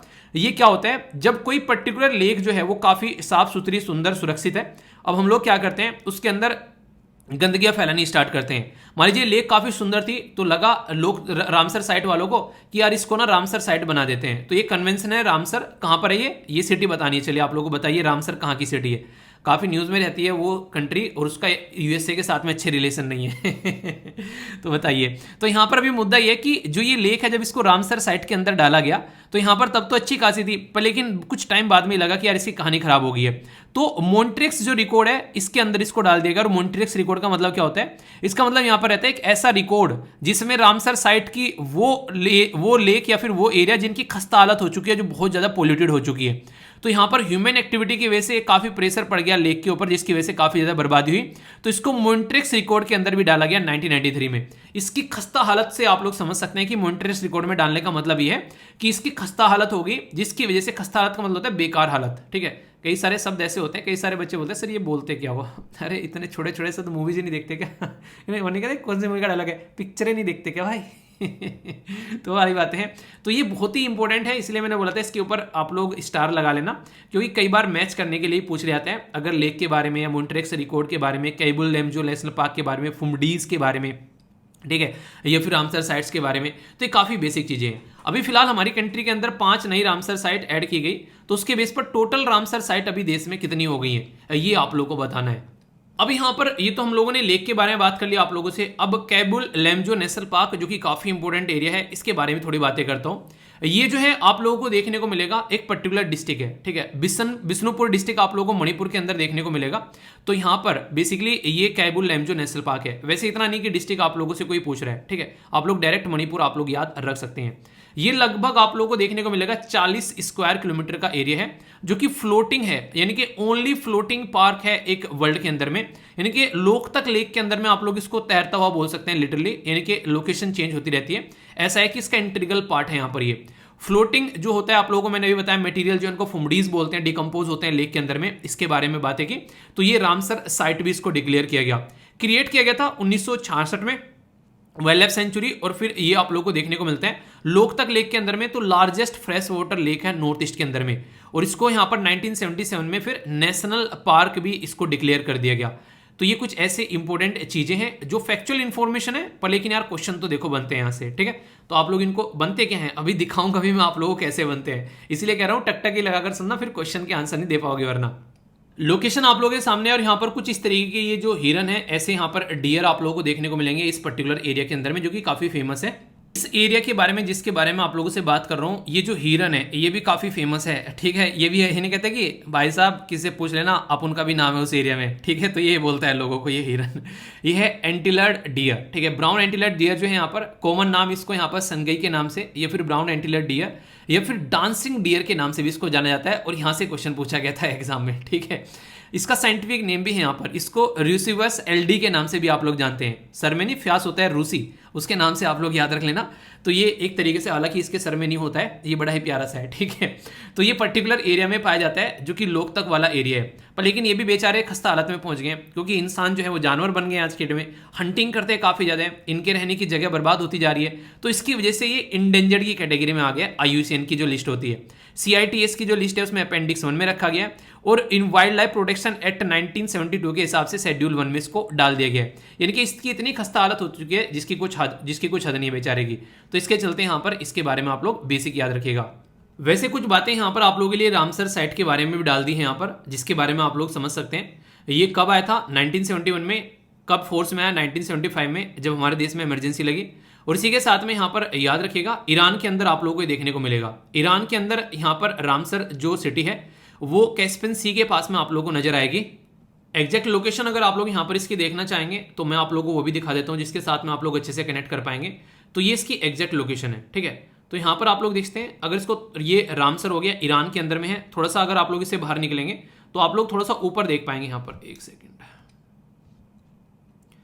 तो ये ऊपर जब आप लोग जाएंगे तो ये कैस्पियन सी के किनारे पर यहाँ पर है, और नीचे थोड़ा आएंगे तो ईरान वाला एरिया है। तो यहाँ पर कन्वेंशन हुआ था, जिसके चलते ये निकल कर आया, और 3 पिलर पर टिका हुआ है पूरा का पूरा कन्वेंशन, ठीक है। तो क्या है, एक तरीके से पहला तो यहाँ पर है कि कैसे यूज करना है अच्छे से जो वेटलैंड होते हैं, दूसरा कैसे इफेक्टिव मैनेजमेंट इनका करना है, और तीसरा इंटरनेशनली कैसे कोऑपरेट करना है अगर ट्रांस बाउंड्री भी है। ऐसा तो है नहीं कोई वेटलैंड एक ही देश के अंदर होगा, ऐसा भी हो सकता है उसकी बाउंड्री एक देश से दूसरे देश में जा रही हो, तो उसको प्रोटेक्ट कैसे करना है, तो उसके ऊपर भी इनके द्वारा फोकस दिया जाता है। और ये काम इनके अकेले के बस की होता नहीं है, एक तरीके से कई सारी ऑर्गेनाइजेशन मिलकर यहाँ पर काम करती है।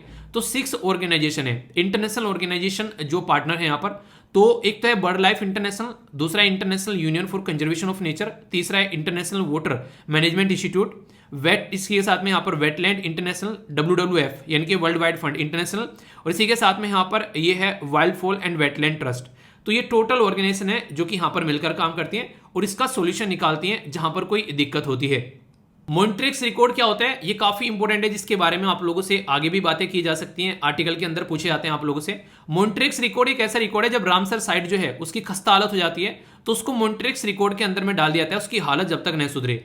हमारी कंट्री में आज के डेट में कैरबुल लैम्जो नेशनल पार्क और लोकतक लेक जो है वो दोनों आप लोगों को इसके अंदर देखने को मिलेगी, ठीक है। इवन चिल्का लेक भी थी यहाँ पर, हालांकि बाद में चलकर उसको रिमूव कर दिया गया था 2002 में, पर प्रेजेंट टाइम पर यहाँ पर कैबुल लैम्जो और लोकतक लेक है यहाँ पर, जिसके ऊपर हमको फोकस देना है जरूरी, क्योंकि काफी ज्यादा दिक्कतें यहाँ पर देखने को मिलती है। तो ये आप लोग समझ सकते हैं। तो डायरेक्ट क्वेश्चन आप लोगों से यहाँ पर एग्जाम में पूछे जा सकते हैं इनके बारे में, तो आप लोगों के माइंड में कोई भी डाउट नहीं होना चाहिए। तो ये सारी चीजें आप लोगों को इस तरीके से मैं एक्सप्लेन करने की कोशिश की है यहाँ पर, ताकि अगर एग्जाम में अब क्वेश्चन बने तो कंफ्यूजन ना हो। तो कहने के लिए तो एक टॉपिक था, पर लेकिन हम लोगों ने क्या क्या देख लिया यहाँ पर। इशू का जो लेक का इशू है वो आप लोगों ने समझ लिया, लोकतक लेक के बारे में आप लोगों ने जान लिया, कैबुल लैम्जो नेशनल पार्क के बारे में आप लोगों को डिटेल में बता दिया। यहाँ पर एक जो जानवर पाया जाता है, एक जिसको डांसिंग डियर बोलते हैं, उसके बारे में देख लिया। रामसर साइट के बारे में आप लोगों ने यहाँ पर अच्छे से देख लिया। मॉन्ट्रिक्स रिकॉर्ड के बारे में देख लिया। तो यानी कि 5 टॉपिक आप लोगों के कवर हो गए यहाँ पर इस टॉपिक के अंदर में। तो इसलिए यहाँ पर अगर मैं इनको अलग अलग से बोलूँ कि 5 टॉपिक हो गए तो आप लोग कैसा लगेगा, पर लेकिन कहने का मतलब यहाँ पर ये कि ये सारा स्टैटिक पोर्शन है करंट का, बैकग्राउंड का। अब क्यों पढ़ाई है मैंने, इनका जो आप लोगों को ग्रेविटी समझ में आएगी जब आप लोग क्वेश्चन को अटेम्प्ट करेंगे। भाग भाग कर क्वेश्चन के आंसर आप लोग देने वाले हैं। एक एक क्वेश्चन को देखते हैं अच्छे से। आसान सा क्वेश्चन यहाँ पर, कैबुल लैम्जो नेशनल पार्क मैच करने के लिए आ जाए कि कौन से राज्य के अंदर में है। वीडियो को पॉज कर क्वेश्चन का आंसर दीजिएगा, मुझे भी अच्छा लगता है जब आप लोग पार्टिसिपेट करते हो, क्योंकि जितनी मेहनत होती है पर्टिकुलर पीपीटी बनाने के लिए आप लोगों के लिए, तो उसका तभी वसूल होता है जब आप लोग ढंग से यहाँ पर एक तरीके से अच्छे से आंसर देते हो। फिर इसको पढ़ाना, लेक्चर को डिकोड करके अपलोड करना, तो उसमें यार इतना तो एक्सपेक्ट करूंगा ना आप लोगों से ही कम आंसर दो। तो सही आंसर बताओ जो कि अभी डिटेल में आप लोगों से डिस्कस किया है। मणिपुर, अरुणाचल प्रदेश, त्रिपुरा या फिर मिजोरम। जब रामसर कन्वेंशन के बारे में हम लोग बात करते हैं तो ये कई सारे ऑर्गेनाइजेशन के साथ में मिलकर काम करते हैं। उनमें से कुछ ऑर्गेनाइजेशन के नाम आप लोगों को यहाँ पर दिए गए हैं। बात की जा रही है यहाँ पर bird life international, world wide international, world जो यहाँ पर फाउल एंड वेटलैंड जो आप लोगों को देखने को मिलेगा। इसी के साथ में यहाँ पर यह IUCN। सही आंसर क्या है? ए में बोला गया 1 and 2 3, बी में बोला गया 2 3 4, सी में बोला गया 1 3 4, डी में बोला गया all of the above. ABCFD सही आंसर आप लोगों को बताना है। तो सही आंसर क्या है? सही आंसर यहाँ पर डी। तो सारी डिटेल में अभी डिस्कस की थी आप लोगों से, तो कोई डाउट माइंड में नहीं रखना है। इंटरेस्टिंग क्वेश्चन है, एग्जाम में क्वेश्चन बन सकता है मॉन्ट्रिक्स रिकॉर्ड के बारे में। तो बात की जा रही है मॉन्ट्रिक्स रिकॉर्ड जो है वो एस्टेब्लिश किया गया था by the recommendation of the conference contracting party 1990। दूसरा बोला गया करेंटली कैबुल लैम्जो नेशनल पार्क और लोकतक जो लेक है वो है, इवन चिल्का लेक भी इसका पार्ट थी मॉन्ट्रिक्स रिकॉर्ड का। तो सही आंसर क्या है आप लोगों को यहाँ पर ये बताना है। ए में बोला गया ओनली 1, बी में बोला गया ओनली 2, सी में बोला गया बोथ 1 and 2, डी में बोला गया none of the above. Answer देना है और मुझे पता है आप लोग गलत आंसर देने वाले हो। रीजन क्या है? यहाँ पर इनकरेक्ट पूछा गया है, ठीक है। इसलिए कहता हूँ यहाँ पर जरूर पढ़ लिया करो, वरना सारी चीजें उन्हें कहते हैं कि धरी की धरी रह जाएंगी जब तक आप लोग ढंग से क्वेश्चन को नहीं पढ़ोगे।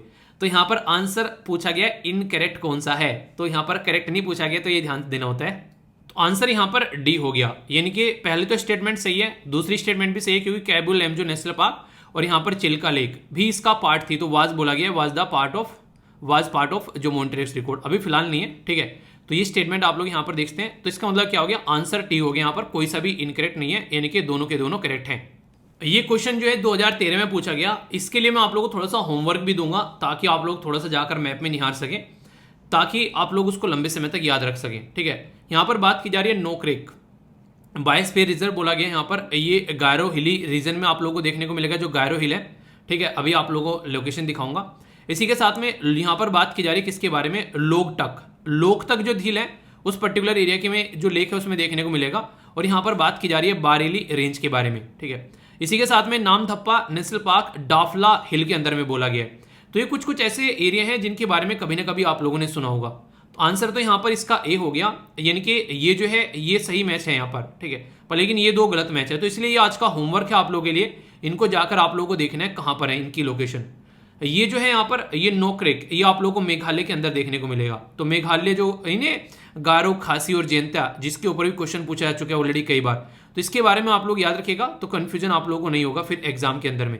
तो इस तरीके से चीजों को याद रखिए यार। मैप इतनी बार आप लोगों को दिखाया जाता है, उसका रीजन ये रहता है ताकि लंबे समय तक आप लोग उसको याद रख सकें, ठीक है। तो ये होमवर्क जरूर कंप्लीट करना। लोकेशन अगर आप लोगों को पता होगी तो आप लोग ऐसे क्वेश्चन के आंसर दे पाएंगे। बोला जा रहा है कि कौन सा नेशनल पार्क है जो कि वेरीज करता है tropical to subtropical to temperate to arctic region. तो यानी कि आर्टिक रीजन कहां पर है? ये नॉर्थ में आप लोगों को देखने को मिलेगा, और वहां पर उस पर्टिकुलर रीजन के साथ में जो मैच करता हुआ नजर आता है ट्रॉपिकल, सब ट्रॉपिकल और आर्टिक रीजन। तो कौन सा ऐसा रीजन होगा जो यहां पर इस तरीके से कनेक्ट कर पाएगा? कंचनजुंगा नेशनल पार्क कहां पर है अगर आप लोगों से पूछूं? इसी के साथ में नंदा देवी नेशनल पार्क कहां पर है? नारोरा जो यहाँ पर बेसिकली वैली, ये कहां पर है? जो नारोरा वैली नेशनल पार्क और नामथप्पा। तो इसको जब आप लोग ढंग से जाकर निहारोगे इनकी सबकी लोकेशन, तो आप लोग काफी सारी नई चीजें जानोगे। इसका आंसर आप लोगों को यहाँ पर डी देखने को मिलेगा। पर लेकिन जब आप लोग सारे नेशनल पार्क जाकर निहारोगे, इनके सामने इनकी स्टेट के नाम आप लोगों को लिखने हैं। नेशनल पार्क जाकर सर्च कर लेना, सारे बहुत ही डिटेल में वीडियो बना रखी है नेशनल पार्क के ऊपर। नेशनल पार्क बाय वीर आप लोग सर्च करोगे ना, तो अलग अलग भी वीडियो आप लोगों को दिख जाएगी सारी, और इसी के साथ में आप लोगों को कंबाइंड वीडियो भी आप लोगों को दिख जाएगी, जिसमें पूरे देश के अंदर जो नेशनल पार्क है वो वहां पर कवर किए गए। तो अगर आप लोग सर्च करने का थोड़ा सा कष्ट करोगे तो ये सारी चीजों के सॉल्यूशन आप लोगों के सामने होंगे। आई होप कि आप लोगों के माइंड में इस पूरे आर्टिकल को लेकर क्लैरिटी आई होगी। तो काफी डिटेल में शानदार तरीके से कवर किया गया। अब फीडबैक देने का नंबर है, उसमें आप लोगों को एक तरीके से आलस्य नहीं दिखाना है। तो लाइक या डिसलाइक कर आप लोग बता सकते हैं ये आर्टिकल कैसा लगता है। एक और छोटी सी बात, देखिए अगर आप लोग फीडबैक नहीं देते हैं, ठीक है, तो जो नेगेटिव फीडबैक देने वाले लोग होते हैं, जो रिपोर्ट करने वाले लोग होते हैं, उनका फीडबैक ज़्यादा बढ़ जाता है। और जैसे उनका फीडबैक ज़्यादा बढ़ेगा, आप लोगों का फीडबैक कम रहेगा, तो वहाँ पर फिर वीडियो के ऊपर यूट्यूब उसको क्या करता है, वो फिर करना स्टार्ट कर देता है कि हाँ ये जो वीडियो है इनअप्रोप्रिएट है, क्योंकि बहुत सारे लोगों ने हो सकता है रिपोर्ट की गई हो, इतना आप लोग सपोर्ट ना कर रहे हो। तो वो चीज़ें हैं, तो ये आप लोग जितना सपोर्ट करोगे उतना ही ज़्यादा ये चीज़ें फिर आगे बढ़ती हैं। तो ये आप लोग हमेशा याद रखिए, 1 सेकंड लगती है कम से कम, तो आप लोगों को वो काम जरूर करना है, ठीक है। ये जो आर्टिकल है यूपीएससी प्रीलिम्स या फिर जीएस पेपर 3 के एग्रीकल्चर के अंदर आप लोग यहाँ पर इसको देख सकते हैं। अगर क्वेश्चन बन जाए तो आप लोगों के माइंड में इसको लेकर क्लैरिटी आनी चाहिए, क्योंकि जितने अच्छे से आप लोग टॉपिक को समझ पाएंगे उतने ही अच्छे से आप लोग उसको एग्जाम में ढंग से आंसर दे पाएंगे, ठीक है। तो एक एक पॉइंट जो है वो ढंग से कवर करूंगा, इसलिए ध्यान से सुनिएगा। यहाँ पर कुछ सेंट्रल स्टेट के रिलेशन के बारे में भी हम लोग बात करेंगे। बात की जा रही है यहाँ पर परबॉइल्ड जो राइस के बारे में, ये कैसे राइस होते हैं और आखिर क्यों न्यूज में आ गए हैं, इसके बारे में बहुत सारी बातें मैं आप लोगों को बताने वाला हूँ। क्या क्या प्रोसीजर होता है वो भी हम लोग समझेंगे, इससे आप लोगों के माइंड में बहुत सारी क्लैरिटी होने वाली है। अगर आप लोग एक किसान के बच्चे हैं तो इंटरव्यू के अंदर आप लोगों से यहाँ पर क्वेश्चन भी बन सकता है, इसलिए आप लोगों को थोड़ा सा और ज्यादा ध्यान से सुनना है। पूरा का पूरा आर्टिकल जो है यहाँ पर एक पर्टिकुलर टर्म के चारों ओर घूमेगा और यह है परबॉइल्ड राइस, यानी कि उबले हुए चावल आप लोग इनको बोल सकते हैं। ये बेसिकली हमारे देश में कई सारे राज्य में आप लोग को देखने को मिलते हैं। तो अभी यहाँ पर सेंट्रल गवर्नमेंट के द्वारा तेलंगाना से इनको खरीदने के लिए मना कर दिया गया, जिसके चलते यहाँ पर तेलंगाना के जो चीफ मिनिस्टर हैं जिनका नाम है के चंद्रशेखर राव, उनके द्वारा यहाँ पर अभी धरना दिया गया, जिसके चलते यहाँ पर ये काफी ज्यादा न्यूज में आ गया है। तो इसके बारे में कई सारी बातें मैं आप लोगों से करने वाला हूँ। सेंटर ने ये बोला है कि हमारे पास में इतनी मनी नहीं है कि हम लोग इनको खरीद सकें, और यहाँ पर अभी रिक्वायरमेंट भी नहीं है इन चावल को खरीदने की। तो आखिर मुद्दा क्या बना, मैं सारी बातें आप लोग को बताऊंगा, एक एक पॉइंट जो है वो क्रिस्टल क्लियर होगा अगर ध्यान से सुनेंगे। आर्टिकल को ऐसे सुना करो कि आज सुन ले तो आज के बाद में सुनने की जरूरत ना पड़े, इस तरीके से सुनना, ठीक है। बात करते हैं। बात की जा रही है कि पहले यहाँ पर परबॉइल्ड जो राइस हैं वो क्या होते हैं। बेसिकली एक प्रोसीजर होता है जिसके थ्रू चावल को निकाला जाता है। अगर मैं आप लोगों को समझाऊं, जैसे यहाँ पर आप लोगों को देखने को मिलेगा ये पेड़ी है, ठीक है, उसको बाद में क्या किया जाता है, इसको वाटर में सोक किया जाता है लगभग 3 से लेके 5 घंटे तक का, और जो पानी रहता है वो 65 से लेके 70 सेंटीग्रेड का डिग्री सेंटीग्रेड का आप लोगों को देखने को मिलेगा। फिर यहाँ से इसको पानी से निकाला जाता है और फिर यहाँ पर इसको बेसिकली स्ट्रीमिंग की जाती है, ठीक है, सेम लेवल पर। फिर इसको बेसिकली क्या किया जाता है, इसको सुखाया जाता है। सुखाया तो वैसे आप लोग इसको एक तरीके से सुखा सकते हैं, मॉइस्चर कंटेंट भी इसमें रह जाता है लगभग 15% के करीब। तो कई सारी चीजें देखने को मिलेगी। नहीं, कहने का मतलब यह कि चावल को पानी में डालकर फिर उबालकर फिर सुखाया जाता है। तो ये पूरा प्रोसीजर आप लोगों को यहाँ पर देखने को मिलेगा, और ये प्रोसीजर करने में यहाँ पर अलग अलग राज्य जो है उनके द्वारा ये प्रोसीजर किया जाता है। ये चावल के इस प्रोसीजर के चलते चावल की जो क्वालिटी है वो इंक्रीज हो जाती है, ये माना जाता है। तेलंगाना जो है यहाँ पर सबसे ज्यादा ये काम करता है, लगभग 16.52 लाख टन। आंध्र प्रदेश 0.6, सबसे ज्यादा आप लोगों को तेलंगाना और तमिलनाडु में देखने को मिलेगा। पहले नंबर पर है तेलंगाना और दूसरे नंबर पर आप लोगों को तमिलनाडु नजर आएगा, ठीक है। ये दो आप लोग कम से कम जरूर याद रखेगा। आंध्र प्रदेश में काफी कम है। अपर आप लोग कंफ्यूजन हो जाए कि यार आंध्र प्रदेश तो ऐसे ही लगता है तेलंगाना के साथ में था तो वहां पर ज्यादा होगा, तो ऐसा कुछ नहीं है। तो कंफ्यूजन में आप लोगों को नहीं आना है अगर क्वेश्चन कल को कोई पूछ ले तो।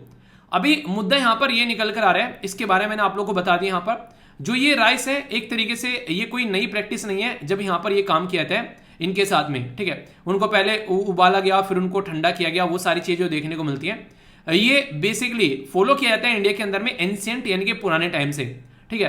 कोई स्पेसिफिक डेफिनेशन नहीं है इसकी कि ये चावल ऐसे होगा, क्योंकि सब अपने हिसाब से थोड़ा थोड़ा चेंज कर लेते हैं, जैसा जिसको लगता है उसके हिसाब से उसमें चेंज कर लिया जाता है। तो यहाँ पर फूड कॉर्पोरेशन ऑफ इंडिया और फूड मिनिस्ट्री जो है यहाँ पर वो ऐसे है, इसके बारे में बातें करती है, पर लेकिन कोई डेफिनेशन नहीं है। अगर बात करें यहाँ पर सेंट्रल फूड जो टेक्नोलॉजिकल रिसर्च इंस्टीट्यूट है वो यहाँ पर एक प्रोसीजर देता है, जो कि मैंने आप लोगों को यहाँ पर दिखाया, ठीक है। तो ये प्रोसीजर जो है यहाँ पर ये इसी इंस्टीट्यूशन का है, जो कि यहाँ पर ये बताता है। ये इसके द्वारा एक प्रोसीजर दिया गया कि आप लोग इसको फॉलो कर सकते हैं। तो इसमें जो मैंने आप लोगों को बताया ये कॉमन रहता है बेसिकली। फिर उसके बाद में इसको पानी में डालकर निकालकर सुखाया जाता है। तो कई बार इसको जैसे धूप में सिखा लिया तो वो भी एक प्रोसीजर आप लोगों को देखने को मिलेगा। जब इनको पानी से निकाला जाता है तो यहाँ पर परबॉइल्ड राइस जो है वो कुछ येलोइश कलर में आप लोगों को देखने को मिलेंगे, जब आप लोग इनको कंपेयर करते हैं जो हमारे व्हाइट राइस होते हैं। इनके पानी में डालकर उबालकर सुखाए जाने वाले आलू बोल रहा हूं जो चावल है उनकी जो कलर है आप लोगों को थोड़ा सा डिफरेंट देखने को मिलेगा।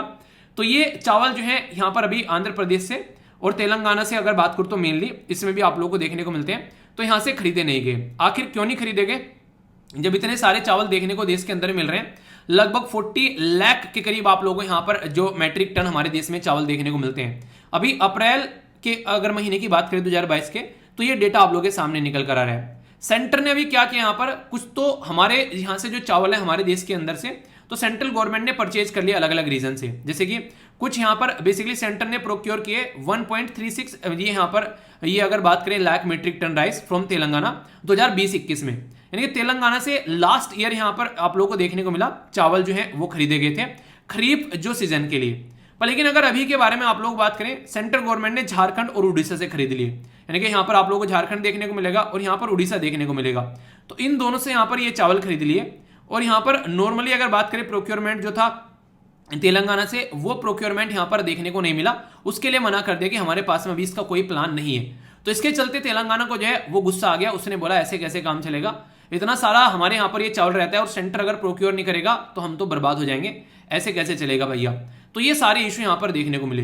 तो इसी के चलते ये जो है काफी ज्यादा न्यूज में आ गया, उनके द्वारा धरना देना जो है वो स्टार्ट कर दिया गया। ठीक है, हमारी कंट्री में एक इंस्टीट्यूशन के बारे में आप लोग जरूर याद रखिएगा, इसके फायदे नुकसान मैं आप लोगों को बता देता हूं। पहले अगर बात करें इसको बेनिफिट क्या रहता है और डिसएडवांटेज क्या रहता है जब हम लोग चावल को यहाँ पर बेसिकली पर बॉइलिंग करते हैं, तो इसका मतलब क्या है कि चावल जो है यहाँ पर वो थोड़े टफ हो जाते हैं ज्यादा, यानी कि जितने टफ चावल नॉर्मल रहते हैं उससे ज्यादा टफ हो जाते हैं। टफ होने की वजह से यहाँ पर जो कर्नेल यानी कि जो इनके बीज हैं वो टूटते नहीं है, वो नहीं कहते कई बार किनकी चावल हो जाते हैं, छोटे छोटे चावल हो जाते हैं। आप लोगों ने नॉर्मली अगर थोड़ा सा आप लोगों को इसके बारे में ज्ञान होगा तो आप लोगों को पता होगा जो चावल टूट जाते हैं ना, छोटे छोटे चावल हो जाते हैं, उनकी खिचड़ी बड़ी अच्छी बनती है। ठीक है, नॉर्मली जब भी खिचड़ी बनाई जाती है तो आप लोगों ने उनके बारे में सुना भी होगा। ठीक है, खिचड़ी बड़ी अच्छी बनती है और खीर भी उनकी ठीक बन जाती है। पर लेकिन अगर चावल बनाने पर्टिकुलर खाने के लिए दाल चावल या फिर राजमा चावल या फिर छोले चावल या फिर पनीर चावल, मतलब इन जो मैंने नाम लिए हैं अभी इनमें से कौन सा आप लोगों का फेवरेट है ये बताइए पहले तो। ठीक है, मुंह में पानी तो नहीं आया कोई से के ऊपर से नींबू डालने को नहीं बोलूंगा क्योंकि नींबू जो है बहुत महंगा है। ठीक है तो कहने का मतलब यहाँ पर ये है कि ये जो आपको सारी चीजें बताई गई हैं, यहाँ पर दाने टूटते हैं, छोटे छोटे दाने हो जाते हैं। अगर ये प्रोसीजर के थ्रू चावल निकल जाते हैं तो दाने टूटने के चांसेस नहीं रहते हैं। तो पर बॉइलिंग जो है वो इंक्रीज कर देती है न्यूट्रिशन वैल्यू राइस की, ये भी बात बोली जाती है।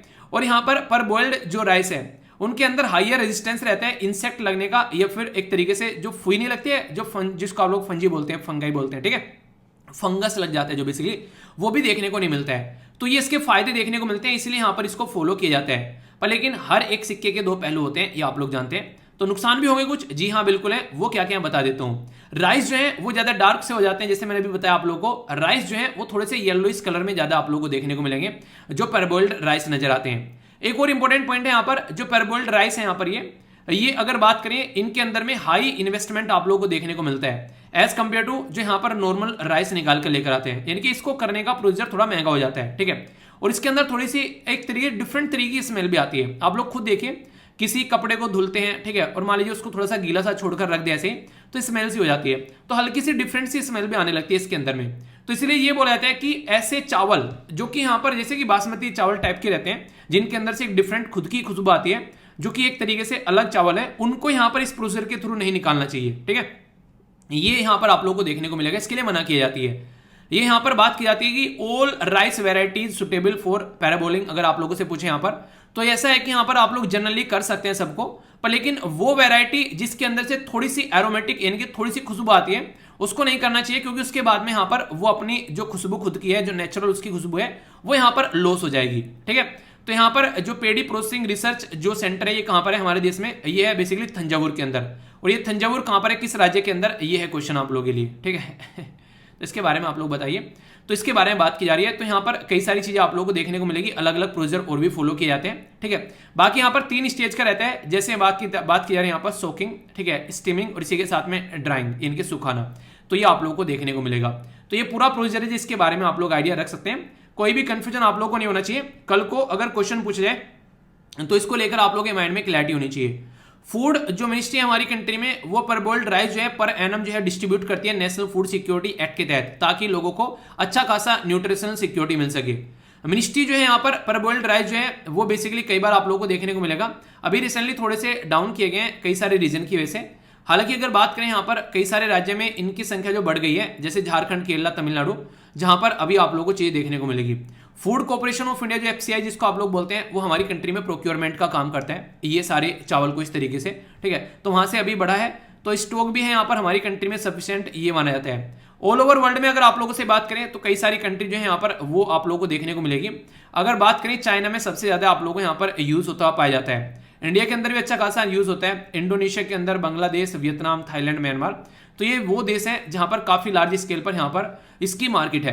तो ये एक इंपॉर्टेंट क्वेश्चन आप लोगों के लिए यहाँ पर बन सकता है। ठीक है, बाकी अगर चावल के बारे में मेनली आप लोगों से मैं बात करूं देश के अंदर, तो आप लोग याद रखिएगा कुछ इंपॉर्टेंट पॉइंट है राइस के बारे में। ये कैसी फसल है, ये खरीफ फसल है। गेहूं कैसी फसल है, मैंने आप लोगों को वीट के बारे में डिस्कस किया था, तो वीट कैसी फसल है आप लोग बताइए, गेहूं कैसी फसल है। ये खरीफ फसल आप लोगों को देखने को मिलेगी। टेम्परेचर लगभग 25 डिग्री सेंटीग्रेड है, high humidity with annual rainfall above 100 centimetre, क्योंकि चावल की खेती के बारे में आप लोगों को पता है धान जो है वो हमेशा पानी में खड़ा रहता है, तो इसीलिए बोला जाता है कि पंजाब जैसे रीजन में चावल नहीं उगाने चाहिए, क्योंकि वहां पर पानी की कई बार खपत जो है वो काफी ज्यादा बढ़ जाती है और इसके चलते दिक्कतें देखने को मिलती है। नॉर्थ और इसी के साथ में नॉर्थ ईस्टर्न इंडिया के अंदर में यहाँ पर काफी लार्ज स्केल पर कोस्टल एरिया में और जो डेल्टिक जो रीजन है वहां पर चावल काफी ज्यादा उगाए जाते हैं। मोटे मोटे तौर पर बोले सबसे ज्यादा चावल किस राज्य में उगाए जाते हैं, तो वेस्ट बंगाल, उत्तर प्रदेश और पंजाब। ठीक है, तो ये हो गया वेस्ट बंगाल, ये हो गया उत्तर प्रदेश और आप लोगों को यहाँ पर देखने को मिलेगा पंजाब। यहाँ पर सबसे ज्यादा चावल उगाए जाते हैं। तो ये ऐसा क्वेश्चन भी आप लोगों से बन सकता है। पंजाब के अंदर तो जब से यहाँ पर ग्रीन रेवोल्यूशन देखने को मिला, 3 तक खेती ले लेते हैं एक साल के अंदर में। इसके चलते यहाँ पर पानी की काफी ज्यादा खपत होती है और इसको चलते क्रिटिसाइज भी किया जाता है कि इसकी वजह से यहाँ पर काफी सारी दिक्कत ग्राउंड लेवल पर देखने को मिलती है। तो ये इसके बारे में बेसिक इन्फॉर्मेशन है, कोई कंफ्यूजन नहीं होना चाहिए। ठीक है, तो क्या क्या बात की इस आर्टिकल के अंदर में हम लोगों ने, पहले तो ये देखा कि ये न्यूज में क्या है, तेलंगाना की वजह से पैराबोल्ड राइस क्या होते हैं, अब कंफ्यूजन है या फिर नहीं, बताइए। क्या प्रोसीजर होता है, इनका कलर चेंज होता है, किस किस राज्य में सबसे ज्यादा यहाँ पर ये राइस आप लोगों को देखने को मिलते हैं, इसके बारे में यहाँ पर क्या किन किन सब चावलों को कर सकते हैं, नहीं कुछ ऐसे चावल हैं जिनको नहीं कर सकते, फायदे और नुकसान इसके क्या देखने को मिलते हैं वो मैंने बता दिए। देश में चावल सबसे ज्यादा कहां पर उगाए जाते हैं वो बातें हम लोगों ने देख ली। इंटरनेशनल लेवल पर भी इनकी मार्केट कहां कहां पर है वो भी हम लोगों ने देख लिया। अब आप लोगों के सामने होंगे क्वेश्चन जिनका आंसर आप लोगों को करना है।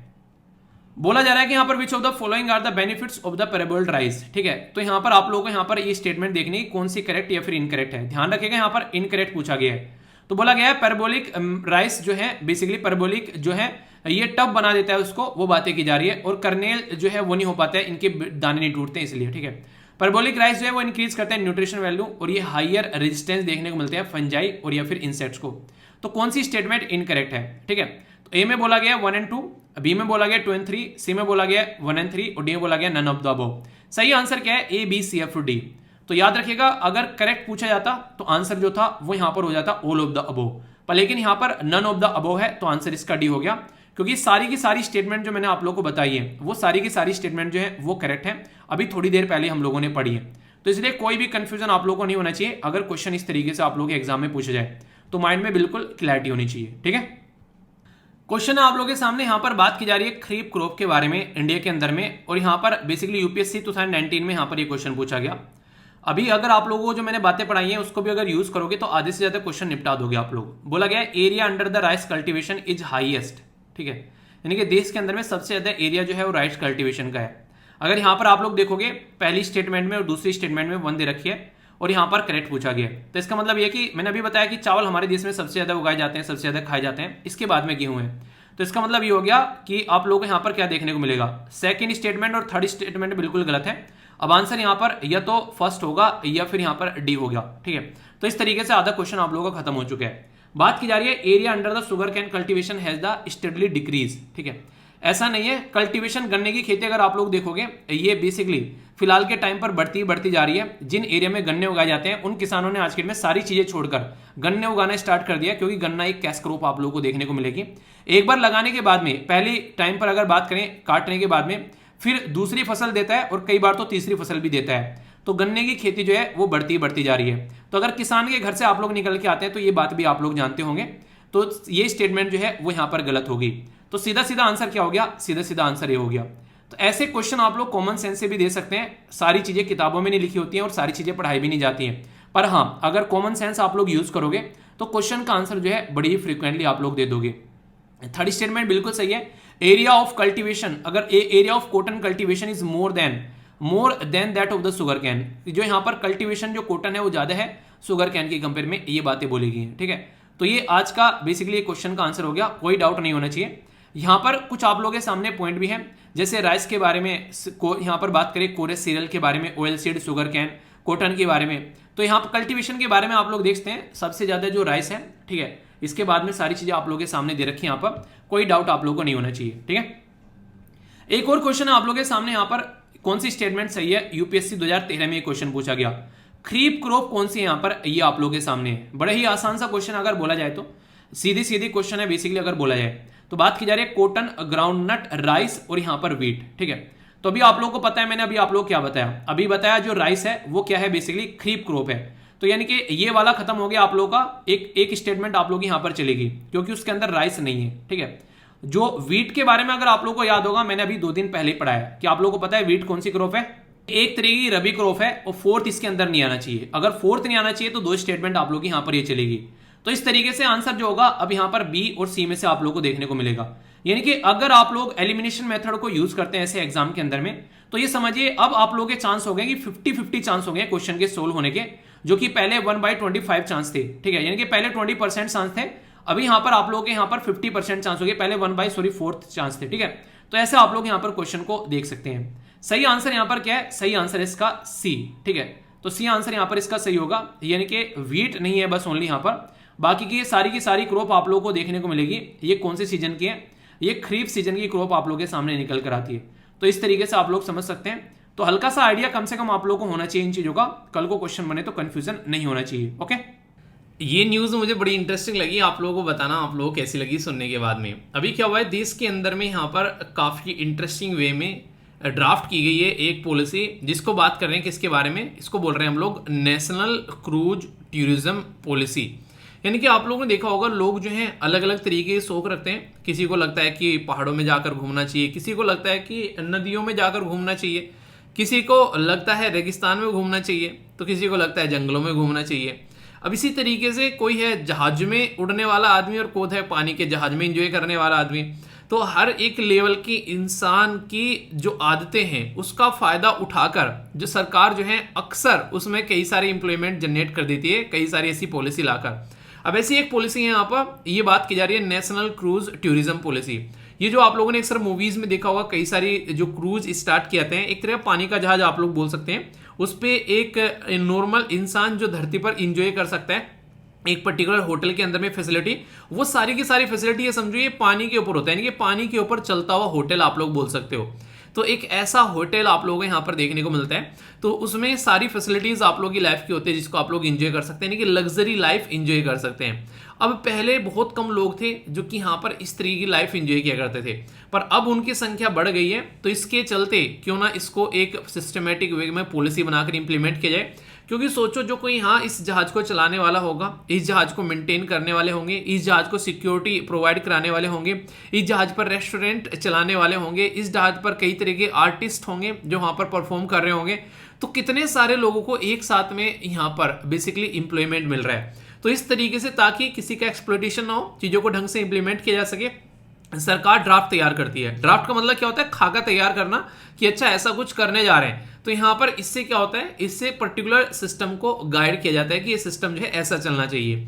तो इसी को ध्यान में रखते हुए यहाँ पर ये पॉलिसी जो है वो सामने निकल कर आ रही है। अब सबसे इंपॉर्टेंट बात क्या है यहाँ पर, अगर ध्यान से देखोगे 2015-16 में टोटल मिलाकर 1.26 लाख लोग ऐसे थे जो कि इस लाइफ को एंजॉय किया करते थे, पर लेकिन फिलहाल के टाइम पर 4.68 लाख ऐसे हो गए जो कि यहाँ पर इस चीज को एंजॉय कर रहे हैं। यानी कि कई सारे लोग आप लोग यहाँ पर ऐसे देखने को मिल रहे हैं जो कि इस चीज को अच्छे से एंजॉय कर रहे हैं। तो इतने सारे लोग जब यहाँ पर इस तरीके की लाइफ एंजॉय करना पसंद कर रहे हैं, तो क्यों ना उसको एक पॉलिसी के थ्रू इंप्लीमेंट किया जा सके। तो इसी चीज को ध्यान में रखते हुए मिनिस्ट्री ऑफ टूरिज्म ने एक ड्राफ्ट नेशनल पॉलिसी लेकर आई यहाँ पर, जिसमें क्रूज टूरिज्म को बढ़ाने की बात की जा रही है। और यहाँ पर ये कहीं ना कहीं एक तरीके से आप लोग बोल सकते हैं ये एक ऐसा कॉन्सेप्ट होता है, ऐसा आप लोगों ने देखा होगा अक्सर कोई बाहर से घूमने आता है ना, तो आकर हमारे पर्टिकुलर एरिया में घूमता है, वहाँ पर किसी होटल में रुकता है, तो यहाँ पर भी वही एक अच्छे लेवल का टूरिज्म आप लोग प्रोवाइड करा पाओगे ग्लोबली। तो ये काफ़ी अच्छा है यहाँ पर। तो एक तरीका जो डॉक्यूमेंट प्रस्तुत किया गया है, इसमें इंफ्रास्ट्रक्चर कैसे होगा, कैसे आप लोग सर्किट इनेबल करेंगे, कहाँ कहाँ से चीज़ें जानी है, कहाँ से आनी है, किस तरीके से डेवलपमेंट होगा, क्रूज किस तरीके से कहाँ कहाँ पर हम लोग इसको बेसिकली एक तरीके ना लेकर इस पॉलिसी को चल सकते हैं। अब जब क्रूज चलेगा तो एक यहाँ पर नदियों में चलेगा, तो कौन कौन से वाटर वेज पर लेकर यहाँ पर इसको चला जा सकता है। तो बहुत अच्छे से चीज़ों को इंप्लीमेंट किया जाएगा आने वाले टाइम में। अच्छा, आप लोग मान लीजिए एक इंसान है कोई, वो ना तो हवाई जहाज में बैठा है ना पानी के जहाज में बैठा है, अगर उसको मौका मिले, मान लीजिए आप ही हो जो बैठ चुके हैं उनकी तो अलग बात है, अगर मौका मिले उनको जो नहीं बैठे हैं, तो किस जहाज में बैठना पहले पसंद करेंगे, हवाई जहाज में या फिर पानी के जहाज में? ठीक है, बताना जरूर कहाँ पर आप लोग पहले पसंद करेंगे। वैसे पॉलिसी का नाम जरूर याद रखिएगा, मिनिस्ट्री ऑफ टूरिज्म की साइड से निकल कर आए हैं। इसके मिनिस्टर कौन है ये और बता देना, ठीक है। तो काफी इंटरेस्टिंग न्यूज आप लोग यहाँ पर बोल सकते हैं। दोस्तों ये जो न्यूज आ रही है इकोनॉमी से निकल कर आ रही है और ये भी पानी से ही रिलेटेड है, पर लेकिन डिफरेंट डायमेंशन की है। तो ये एक इंटरेस्टिंग न्यूज है। इसमें बात की जा रही है अमेजन इंडिया के बारे में। जैसे जो बड़ी बड़ी कंपनीज होती है ना दुनिया में, वो क्या करती हैं, अपने लोकल ऑफिस भी बना लेती हैं। तो एक बच्चे ने बोला था मुझे कि सर जैसे ये एप्पल इंडिया की बात की जा रही है, अमेजन इंडिया हो गया, तो ये हमारी कंपनी बन गई क्या, हमारे यहाँ किसी ने खरीद लिया क्या? हमारे यहाँ खरीदा नहीं है, अपनी ब्रांचेज खोलती हैं अलग अलग देश में। क्यों?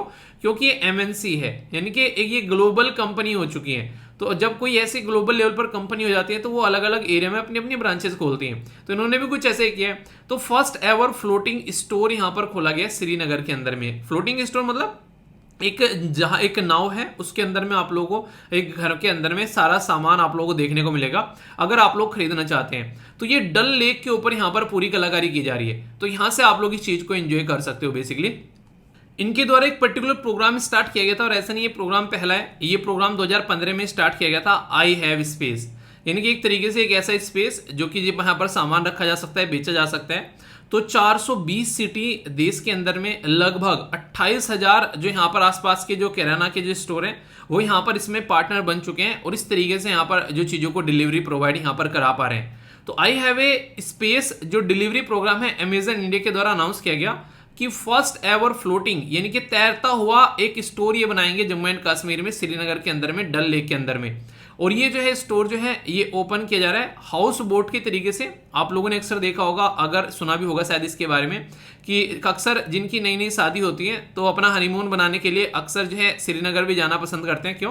क्योंकि यहाँ पर हाउस बोट का सिस्टम रहता है, यहाँ पर अपना अच्छे से लाइफ को जो है एंजॉय कर पाते हैं। एक ऐसा सिस्टम यहाँ पर देखने को मिलता है। तो उसके लिए टूरिज्म काफी फेमस है यहाँ पर इन हाउस बोट के ऊपर। अब इन हाउस बोट के ऊपर यहाँ पर एक नया स्ट्रक्चर तैयार कर ये इस तरीके से यहाँ पर एक स्टोर बना रहे हैं ताकि डिलीवरी भी प्रोवाइड कराई जा सके जो कस्टमर्स हैं उनको। ठीक है, तो याद रखिएगा प्रोग्राम किसका है? प्रोग्राम है यहाँ पर डल लेक का, डल लेक का नहीं, अमेजन का। ठीक है, डल लेक के ऊपर प्रोग्राम है यहाँ पर जम्मू एंड कश्मीर में, और डिलीवरी सर्विस प्रोवाइड कराने की कोशिश यहाँ पर की जा रही है। ठीक है, तो ये काफी इंटरेस्टिंग और इंपॉर्टेंट ये न्यूज बन जाएगी पर्टिकुलर कंपनी से रिलेटेड। तो इकोनॉमी से पॉइंट पे आप लोग इसको कनेक्ट करके देख सकते हैं, कंफ्यूजन नहीं होना चाहिए। ठीक है, आप लोगों ने देखा होगा एक टाइम ऐसा होता है कि लोग किसी के ऊपर डिपेंडेंट होते हैं, पर फिर आगे जब थोड़ा सा चलते हैं तो लोग ही किसी के ऊपर डिपेंडेंट हो जाते हैं। यानी कि अब तक हम लोग किसी और के ऊपर डिपेंडेंट थे, अब दुनिया हमारे ऊपर डिपेंडेंट है कई सारे एरिया में। यहाँ पर बात कर रहा हूँ इसरो के बारे में। इसरो के द्वारा अभी यहाँ पर 7 सिंगापुर के सैटेलाइट जो हैं वो लिफ्ट किए गए श्रीहरिकोटा से। ये बिल्कुल ऐसे ही मार्केट में अगर आप लोग जाएंगे टमाटर खरीदने के लिए, या फिर मार्केट में आप लोग कोई और सामान खरीद रहे हैं, टमाटर भी आज की डेट में बहुत महंगे हो रखे हैं इसलिए हो रहा तो आप लोग वहां देखोगे जहां सबसे सस्ते और सबसे अच्छे टमाटर रखे हो, जोन सी भी बेसिकली रेडी होगी मार्केट के अंदर में। ठीक है, तो हमारा जो इसरो है वो एक ऐसा ही आप लोग बोल सकते हैं सिस्टम है जहां पर सबसे सस्ता और सबसे अच्छा सिस्टम है लॉन्च करने वाला हमारे देश के अंदर में।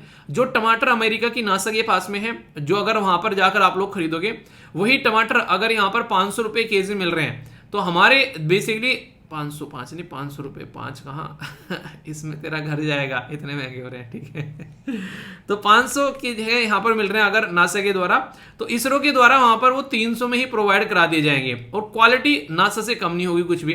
तो क्यों लोग जो हैं वो नासा से जाकर खरीदेंगे? आप लोग खुद सोचो। तो ये बेसिकली पर्पज है हमारे देश के अंदर में सस्ता और एक अच्छे लेवल का सिस्टम है, और एक ऐसा व्हीकल हम लोग यूज कर रहे हैं जिसको बोलते हैं, क्या बोलते हैं इसको बोलते हैं PSLV। तो इतना पावरफुल लॉन्च व्हीकल है कि ये मैक्सिमम और इतना एक्यूरेट है कि बहुत ही शानदार तरीके से इसके जो हिस्ट्री रही है वो एक अच्छी रही है।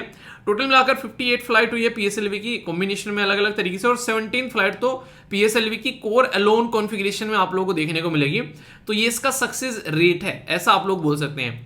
तो इंडियन स्पेस रिसर्च ऑर्गेनाइजेशन के द्वारा अभी 30 जुलाई को यहां पर लॉन्च किया गया, जिसमें C-56 रॉकेट जो है वो 7 सिंगापुर सैटेलाइट को लेकर श्रीहरिकोटा से उनके द्वारा उड़ान भरी गई। ठीक है, तो सिंथेटिक अपर्चर जो पेलोड है यहाँ पर ये all weather day and night coverage यहाँ पर करेगा। तो ये काफी एक इंपॉर्टेंट एक लॉन्च आप लोग बोल सकते हैं। तो इसरो की फुल फॉर्म, एक बच्चा कह रहा था कि क्या है, एक ने उसकी मजाक ले दी कि तुझे इसरो की फुल फॉर्म भी नहीं पता है। यार कोई माँ के पेट से सीख के थोड़ी ना आता है, ऐसा मत किया करो दोस्त। अगर कोई पूछ रहा है तो ये आप लोग की रेस्पॉन्सिबिलिटी बनती है कि उसको बताओ, क्योंकि ऐसा थोड़ा ना कि आज आप पता नहीं कब से सुन रहे हो तो सामने वाला भी कब से सुन रहा है। तो हमारी रेस्पॉन्सिबिलिटी सबको साथ में लेके चलना है अच्छे बच्चों की तरह। ठीक है, तो ऐसी चीजें नहीं किया करते, है कि नहीं? आगे से मत करना। ओके, आगे चलते हैं। यहाँ पर बात की जा रही है वर्ल्ड न्यूज के बारे में, और यहाँ पर एक काफी इंपॉर्टेंट और इंटरेस्टिंग न्यूज है।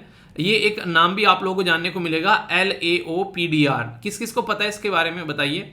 इंडिया ने LAOPDR के साथ में MOU यानी कि मेमोरेंडम ऑफ अंडरस्टैंडिंग साइन की है, जिसमें कई सारे एरिया में मिलकर हम लोग काम करने वाले हैं। तो सबसे पहले तो ये LAOPDR का फुल फॉर्म क्या है? इसको बोलते हैं basically Laos People's Democratic Republic. तो यानी कि ये पूरा नाम है लाओस का। ठीक है, तो ये आप लोग याद रखिएगा। तो कल को चलकर अगर लाओस का ये नाम लिखा हुआ न आए, कुछ और आ जाए, तो कंफ्यूज मत होना, क्योंकि लाओस एक लैंडलॉक कंट्री है जो कि चारों तरफ से जमीन से घिरी हुई है और कहीं भी पानी समुद्र के साथ में कनेक्टेड नहीं है। ऐसी कंट्री को लैंडलॉक कंट्री कहते हैं। और इसी पर्टिकुलर टॉपिक को डायमेंशन बनाते हुए यूपीएससी ने खुद यहां से आप लोगों से क्वेश्चन पूछ चुकी है कि 4 कंट्री के नाम दे रखे थे और बताइए इनमें से कौन सी लैंडलॉक कंट्री है। कंबोडिया, थाईलैंड, वियतनाम, सॉरी ये तो इसकी कैपिटल हो गई, ठीक है। कंबोडिया, थाईलैंड, एक कौन सा था, वियतनाम था, हाँ वियतनाम में तो था। कंबोडिया, थाईलैंड, वियतनाम, लाओस, तो कौन सी इनमें से लैंडलॉक कंट्री है। तो ये आप लोगों को यहाँ पर देखने को मिला। तो ये इस तरीके से क्वेश्चन पूछा गया। रीजन क्या था, साउथ चाइना सी बहुत ज्यादा न्यूज में था। तो कल को चल के क्वेश्चन बन जाए तो कोई बड़ी बात नहीं होगी, थोड़ा सा इसको याद रखिएगा। तो इंडिया ने लाओस के साथ में भी यहाँ पर 5 क्विक प्रोजेक्ट एग्रीमेंट है, एजुकेशन, हेल्थ, वेदर, फैसिलिटी और आईटी के फील्ड में यहाँ पर मिलकर काम करने की बात की जा रही है। और ये तीसरे नंबर का अभी यहाँ पर फॉरेन ऑफिस जो कंसल्टेशन बेसिकली था, अभी यहाँ पर ये यहाँ पर इसकी कैपिटल के अंदर में, ठीक है।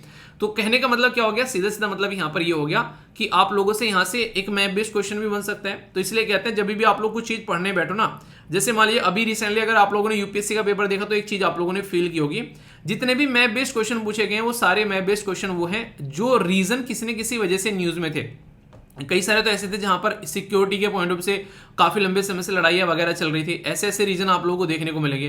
तो डायरेक्ट क्वेश्चन आप लोगों से यहाँ पर पूछा जाता है जब कोई ऐसी चीज निकल कर आती है, ठीक है। तो कोई भी अगर कंफ्यूजन हो तो उसको दूर करना है आप लोगों को, और कुछ भी ऐसा हुआ करे तो तुरंत जाकर पहला फोकस आप लोगों का ये होना चाहिए कि कहां पर आप लोगों को जाकर यहाँ पर बेसिकली मैप देखना है इसको, ठीक है। तो तुरंत मैप देखिए और इंडिया के कंपेयर में देखिए, ठीक है।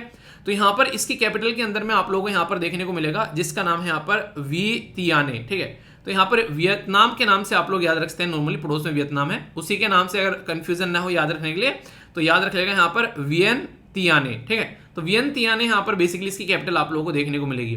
तो इसके अंदर में यहाँ पर ये सारी चीज देखने को मिली। तो डिस्कस किए गए अलग अलग एग्रीकल्चर, हेल्थ और अलग अलग ट्रेड टाइड से रिलेटेड। फॉरेन ऑफिस कंसल्टेशन जो है यहाँ पर जो नेक्स्ट राउंड का है वो इंडिया के अंदर में देखने को मिलेगा। तो ये बारी बारी है कि अब की बार तुम करो, अगली बार हम करेंगे, ठीक है। तो वाली बातें हैं। अब है आप लोगों का सीना गर्व से चौड़ा हो जाएगा। और सबसे बड़ी बात है एक का तो सीना गर्व से चौड़ा हो गया, यानी कि हमारा दूसरे वालों की घनी बेइज्जती होगी। उनके तो भाई घनी बेइज्जती करवा दिया। अब लोग खुद सोचो, मान लीजिए आज की डेट में एक ऐसा करते हैं, जैसे मान लीजिए कोई इंसान है, ठीक है, वो उसने काफी कुछ अचीव किया है जिंदगी में, उसने अचीव किया है जिंदगी में एक इंसान ने पिछले 75-70 सालों में। अब उस इंसान को वो जो अचीवमेंट है उसको सेलिब्रेशन को सेलिब्रेट करना है, क्या यार मैंने कुछ अचीव किया है। और उस सेलिब्रेशन में उसने कुछ ऐसा हो गया उसके साथ में कि उसका वो 75 साल का सेलिब्रेशन अगर एक तरीके से ना वो धुंधला पड़ गया, मतलब एक तरीके से इंसल्ट टाइप की होगी, तो कैसा लगेगा। ये बिल्कुल ऐसा ही कुछ है। यहाँ पर इंडियन वुमेन ने यहाँ पर स्पेन को बीट कर दिया, स्पेन को 3-0 से हराया। सोचो कितना मतलब दुड़ा के मार है। और किसको हराया यहाँ पर, स्पेन फेडरेशन हॉकी टूर्नामेंट में हराया यहाँ पर बेसिकली बार्सिलोना के अंदर में। फिर हुआ क्या था ये आप लोग तो पूरा समझिएगा तो आप लोग पूरा मुद्दा समझ पाएंगे। अभी यहाँ पर एक पर्टिकुलर फेडरेशन है जो बेसिकली यहाँ पर जिसको बोलते हैं स्पेस हॉकी फेडरेशन, ठीक है, स्पेन हॉकी फेडरेशन। तो स्पेन हॉकी फेडरेशन की अभी 100 साल पूरे हुए थे, तो उसने 100th एनिवर्सरी सेलिब्रेट की गई। तो जब कोई ऐसा फील्ड में है तो उसको लगा कि यार सेलिब्रेट करने का अच्छा तरीका क्या है, 100th हमारी एनिवर्सरी है तो क्यों ना एक टूर्नामेंट करवा दी जाए इसके नाम पर।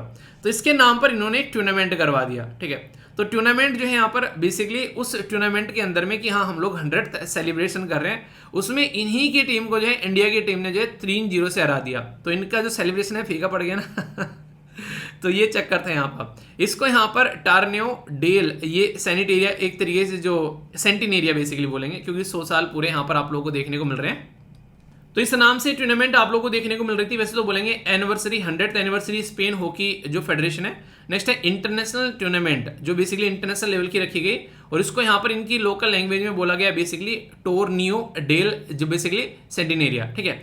तो ये था बेसिकली यहाँ पर। तो 3-0 से यहाँ पर जो होस्ट है उसको हरा के इंडिया जो है ये खिताब जीत कर आ गया। तो हो गई ना इनकी एनिवर्सरी फीकी। और इंडियन वुमेन ने यार शानदार तरीके से यहाँ पर जो सविता पुनिया है उनकी जो टीम जो बेसिकली लीडरशिप में ये शानदार परफॉर्मेंस यहाँ पर दी। तो कल को एक क्वेश्चन अच्छा बन सकता है। तो जो एक नहीं जो शाहरुख खान की मूवी थी, क्या था मूवी का नाम, हॉकी से रिलेटेड थी, बताइए, याद नहीं है? बताइए चलिए।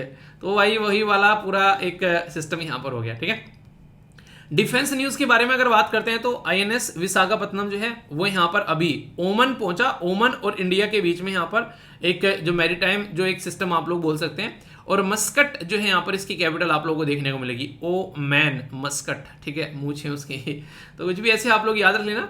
तो यहाँ पर जो बात की जा रही है, ये INS विशाखापत्तनम जो है वो मस्कट पहुंचा इंडिया और ओमान की टाई को इनहेंस करने के लिए। तो इंडियन नेवी और ओमान के बीच में एक अच्छा रिलेशन आप लोग यहाँ पर बोल सकते हैं। INS जो विशाखापत्तनम है वो पार्ट है वेस्टर्न नेवल कमांड। तो नेवी की टोटल कितनी कमांड है देश के अंदर में, ये अगर डिफेंस की तैयारी कर रहे हैं, नेवी की कितनी कमांड है, कहां कहां पर, ये सारी छोटी छोटी ऐसी बातें हैं यहाँ पर जिनके बारे में आप लोगों को पता होना चाहिए। डायरेक्ट क्वेश्चन आप लोगों से बनते हैं, तो हल्का सा आइडिया रखेगा इनको। तो यहाँ पर जो शिप था, ये क्लास है, पर्टिकुलर क्लास डिसाइड करें, 6th class, 7th class, 8th class, ऐसे यहाँ पर P15B क्लास है यहाँ पर, उसमें कमीशन किया गया था 2021 में। तो अभी यहाँ पर डिप्लोमेटिक रिलेशन इंडिया और ओमान के स्टैब्लिश किए गए थे 1955 में। तो यहाँ पर उसको अपग्रेड किया गया फिर स्ट्रेटेजिक पार्टनरशिप में 2018 में, और आज की डेट में काफी अच्छे लेवल पर दोनों देश के रिलेशन आप लोगों को देखने को मिलेंगे। तो उन रिलेशन को और अच्छे लेवल पर सेलिब्रेट करने की कोशिश यहाँ पर की जाती है जब जब ऐसी चीजें देखने को मिलती है। ये अपनी प्यारी कंट्री होगी, अगर यहाँ से ओमान देखना होगा तो यहाँ पर देखना है, ठीक है। इसके नाम पर गल्फ ऑफ ओमान का नाम सुना होगा, फिर ठीक है, इसका नाम आप लोग बताइए, अगर ये गल्फ ऑफ ओमान है तो इसका नाम क्या है, ये क्वेश्चन है आप लोगों के लिए, ठीक है। तो काफी इंटरेस्टिंग जोड़े जोड़े क्वेश्चन बनते हैं यार, जो पूछता हूं उनको आंसर जरूर दिया करो। ये आप लोगों के लिए है, मेरे लिए नहीं है। जितना अच्छे से पार्टिसिपेट करोगे उतने अच्छे से आप लोग चीजों को अंडरस्टैंड कर पाओगे। तो ये बेसिक न्यूज थी यहाँ पर। तो अगर कल को क्वेश्चन बने तो कंफ्यूजियाना नहीं है, हल्का हल्का सा आइडिया रख लिया करो, और फिर आप लोगों को भी मजा आएगा कि हाँ कुछ नई चीजें की हैं, ठीक है। इंटरेस्टिंग है आज का Q&A, आप लोगों को मजा आएगा क्वेश्चन देखकर, उसके आंसर जो है बेसिकली आप लोगों को, मतलब क्वेश्चन आंसर, मतलब एक तरीके से क्वेश्चन क्यों, एक तरीके से आप लोगों को मजा आएगा आंसर देते हुए जब आप लोग देखोगे। कई सारे इंटरेस्टिंग आंसर है, क्वेश्चन है। बेसिकली पहला ही हो गया जैसे यहाँ पर जूली लद्दाख, जूली लद्दाख क्या है यहाँ पर, और ये किसके द्वारा ऑर्गेनाइज कराया गया, आप आंसर नहीं दे पाओगे, अगर आंसर भी दोगे तो गलत दोगे, मैं ये बता रहा हूँ। नहीं यकीन आ रहा है तो ट्राई करके देख लो। Indian army, Indian navy, BSF, DRDO, किसके द्वारा जूली लद्दाख जो है वो यहाँ पर इनोग्रेट किया गया, फिर सेलिब्रेट किया गया आप लोग बोल सकते हो, या फिर आयोजित कराया गया, जो भी आप लोग बोल लो, ठीक है। ये है nature restoration law is associated with region, ये अमेरिका, एशिया, यूरोप या फिर अफ्रीका, सही आंसर क्या आप लोगों के हिसाब से। Which institute has relax the report name, ये है डिटॉक्स डेवलपमेंट। इसी देखो, किसी भी चीज का डिटॉक्स का मतलब क्या होता है, जब किसी चीज में लंबे समय तक आप लोग जुड़े हो तो फिर उसमें से बाहर निकलने की बात की जाती है, तो उसको डिटॉक्स बोलते हो, ठीक है। तो ये नहीं कि कई बार कि यार बहुत दिनों से चीजें चल रही हैं तो यहाँ से थोड़ा सा डिटॉक्स हो जाते हैं, तो वो वाली आप लोगों को देखने को मिलेगी। तो डिटॉक्स डेवलपमेंट रीपर्पजिंग जो इन्वायरमेंटली हार्मफुल सब्सिडीज, यानी एक तरीके से ऐसी सब्सिडीज जो इन्वायरमेंट को नुकसान पहुंचाती है उनसे दूर होकर कुछ अच्छा काम किया जाए, ताकि ऐसी चीजें की जाए जिससे कि इन्वायरमेंट को नुकसान ना पहुंचाए। जैसे मान लीजिए कोयला निकाला जा रहा है, कोयले के ऊपर सब्सिडी दे रहे हैं, तो कोयला तो इन्वायरमेंट को नुकसान पहुंचा रहा है, इस तरीके से। तो वर्ल्ड बैंक, IPCC, इसी के साथ में यूनेस्को, UNDP, किसके द्वारा यहाँ पर इसके बारे में यहाँ पर बात की गई है। तो इंटरेस्टिंग क्वेश्चन है ये भी, ठीक है। इसी के साथ में बात की जा रही है, ये है विभव, ठीक है। तो ये प्रोग्राम है यहाँ पर बेसिकली इंप्लीमेंट किया गया which department of government of India, ठीक है। तो यहाँ पर बात की जा रही है किसके बारे में, तो साइंस एंड टेक्नोलॉजी, टेलीकम्युनिकेशन, ये एक्सपेंडिचर, डिपार्टमेंट ऑफ एक्सपेंडिचर या डिपार्टमेंट ऑफ फाइनेंशियल सर्विस। कई बार स्टेटमेंट देकर यहाँ पर मिनिस्ट्री ना पूछकर आप लोगों से डिपार्टमेंट पूछ ले आते हैं, तो कंफ्यूजन नहीं होना चाहिए। इस क्वेश्चन को भी इंटरेस्टिंग वे में अटेम्प्ट करिए। एक रीजनिंग का क्वेश्चन है, बड़ा ही प्यारा सा, ये एक आसान सा क्वेश्चन है, तो इसको अटेम्प्ट, अरे यार नहीं देखा, ये बोलो कि नहीं देखा सर हमने, ठीक है, देखना नहीं है, देखना मैंने आंसर देना पहले चलिए अटेम्प्ट करिए। सब यहाँ पर बात की जा रही है लोनार लेक के बारे में। तो लोनार लेक की जो एग्जैक्ट लोकेशन है ये यहाँ पर आप लोग यहाँ पर देख सकते हैं, ठीक है। तो ये क्वेश्चन आप लोगों से कई बार पूछ लिया जाता है, तो हल्का सा आइडिया आप लोग यहाँ पर रखिएगा। ये पर्टिकुलर आप लोगों को महाराष्ट्र के अंदर में देखने को मिलेगी। यहाँ पर बेसिकली कई बार ऐसे क्वेश्चन भी आप लोगों से डायरेक्ट पूछे जाते हैं, कई सारी लेक के बारे में, कई सारी सेंचुरीज के बारे में आप लोगों को लोकेशन दे देंगे और फिर आप लोगों से पूछेंगे। तो इसलिए थोड़ा सा इन चीज़ों के बारे में जब पढ़ते हो तो हल्का हल्का सा दिमाग में रखकर चीज़ों को ना थोड़ा सा रिवाइज कर लेना कि अच्छा क्या क्या चीज़ें हैं यहाँ पर। तो ये आप लोगों को यहाँ पर इसके अंदर में देखने को मिल रही है। तो यहाँ पर लुनार वाइल्ड लाइफ सेंचुरी भी है और इसी के साथ में यहाँ पर मेलघाट टाइगर रिजर्व भी आप लोगों को देखने को मिलता है इस पर्टिकुलर एरिया के अंदर में। इसको लुनार क्रेटर भी आप लोग कई बार बोलते हैं। नेशनल जियोलॉजिकल हेरिटेज है जो बेसिकली हेरिटेज मोन्यूमेंट की कैटेगरी में आता है। और सेकंड रामसर साइट है महाराष्ट्र के अंदर में। महाराष्ट्र के अंदर में सेकंड रामसर साइट थी। यानी कहने का मतलब आप लोग यहाँ पर बोल सकते हैं कि इससे पहले भी आप लोग यहाँ पर देखने को मिल रही थी, जिसका नाम नांदूर जो बेसिकली मदमेश्वर जो आप लोगों को बर्ड सेंचुरी यहाँ पर देखने को मिल रही थी नासिक डिस्ट्रिक्ट के अंदर में। और ये सेकंड है जो अभी इसके बारे में हमने बात की। ठीक है, काफ़ी खारा पानी वहाँ पर पाया जाता है और कई सारे जैसे साइनोबैक्टीरिया और ये सब चीज़ें, ये सूक्ष्म प्राणी आप लोगों को यहाँ पर देखने को मिलते हैं विशेष रूप से। पर लेकिन लोकेशन एटलीस्ट जरूर याद रखिएगा, क्वेश्चन आप लोगों से पूछा है तो कंफ्यूज आना नहीं है, ठीक है।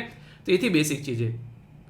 आइए अब क्वेश्चन के आंसर देखते हैं, आप लोगों को मजा आएगा। यहाँ पर पहले बात की जा रही है जूली लद्दाख के बारे में। तो ये इंडियन नेवी का प्रोग्राम है और जूली लद्दाख का मतलब है हेलो लद्दाख। आप लोगों को पता है लद्दाख जो है एक ऐसा इलाका है जहां पर बर्फबारी बहुत ज्यादा देखने को मिलती है। वहां पर बड़ा ही रेयर चांस होता है वहां पर कि एक तरीके से नॉर्मल मौसम रहे वहां पर, और उस टाइम पर भी ऐसा नहीं कि वहां पर इंडियन नेवी कोई रोल प्ले करे। तो नेवी के बारे में ज्यादा इन्फॉर्मेशन लोगों को वहां पर है नहीं, क्योंकि नेवी तो जहाज पानी सब उसमें आप लोगों को देखने को मिलता है। तो इसलिए उसके बारे में अवेयरनेस फैलाने के लिए उन एरिया में ये प्रोग्राम स्टार्ट किया गया है इंडियन नेवी के द्वारा। मोटरसाइकिल आप लोगों का देखने को मिलेगा जिससे मोटरसाइकिल के थ्रू चला जा रहा है। तो एक तरीके से जूली लद्दाख इसका नाम यहाँ पर दिया गया है, ठीक है।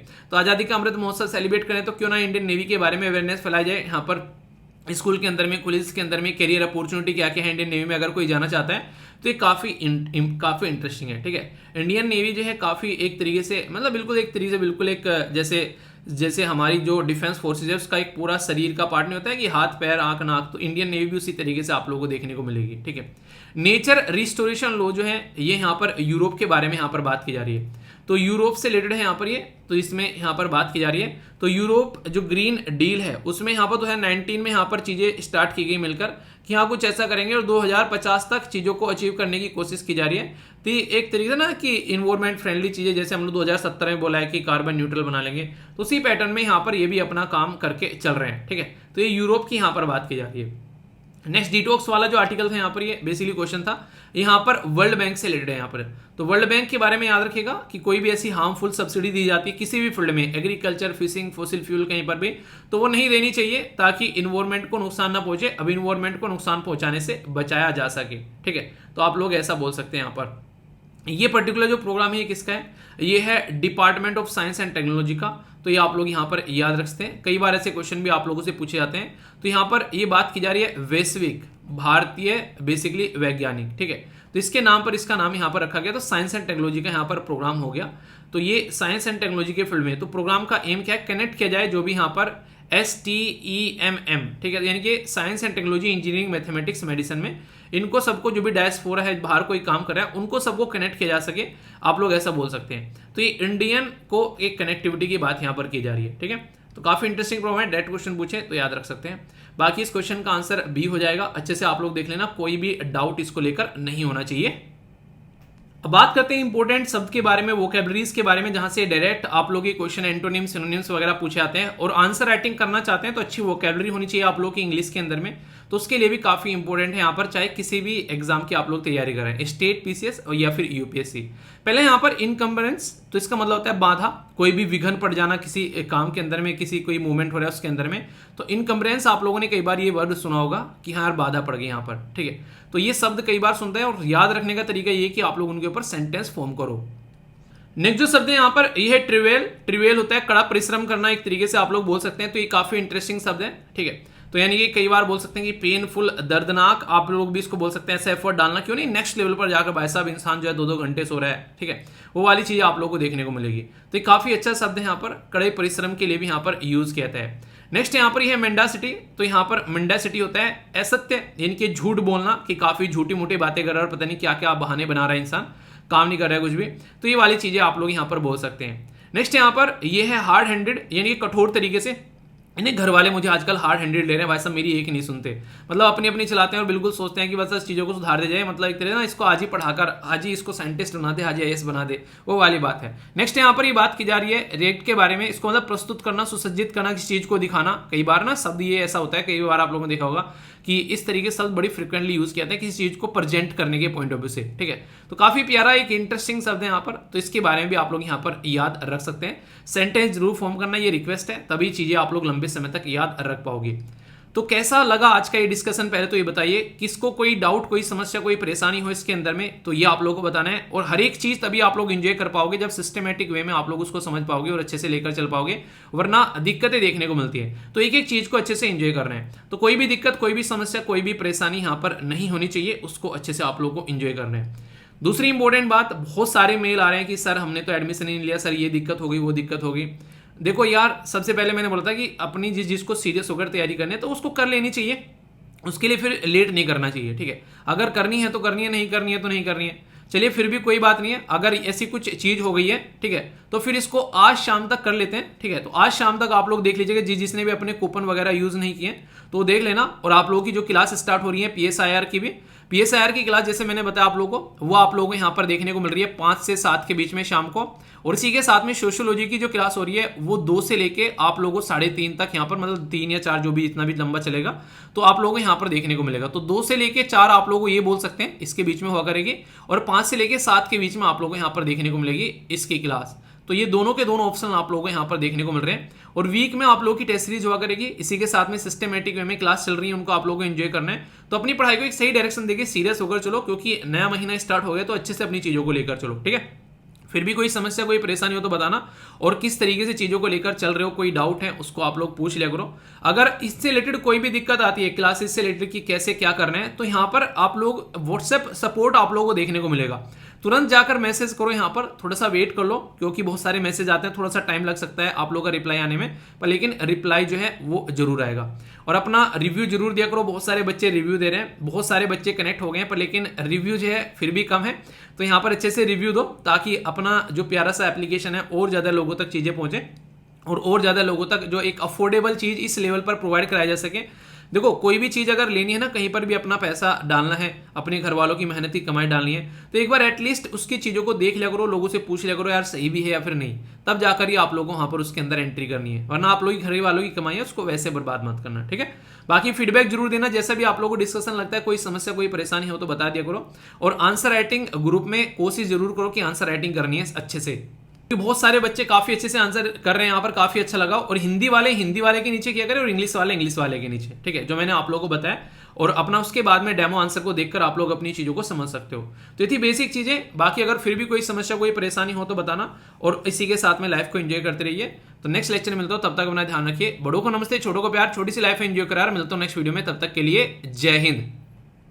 हेलो SLV यूज़र्स, आज मैं आपको बताऊंगी कि आप किस तरीके से पेड कोर्स में जाकर और अपने कोर्स के टेलीग्राम ग्रुप को ज्वाइन कर सकते हैं। तो सबसे पहले जब हम अपना एप्लीकेशन का होम स्क्रीन खोलते हैं तो हमें ये पेड कोर्स का सेक्शन सबसे पहले दिखाई देता है। हमें इसको टैप करके ओपन करना है, और ओपन करने के बाद हमें सबसे पहले माई कोर्स दिखाता है, जिसमें हमारा जो भी कोर्स परचेज्ड है वो होता है।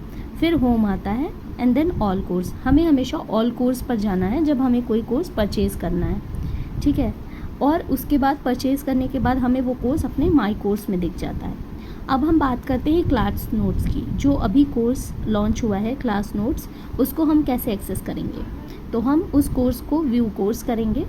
व्यू कोर्स करने के बाद हमें सब्जेक्ट पर या लाइव पर नहीं जाना है, हमें डायरेक्ट टेलीग्राम पर जाना है। जैसे हम टेलीग्राम पर टैप करेंगे, वहाँ से आप व्यू कर सकते हैं, एंड व्यू करते ही आपका टेलीग्राम पेज खुल के ज्वाइन चैनल आ जाएगा। आपको यहाँ से चैनल को ज्वाइन कर लेना है। Okay, thank you.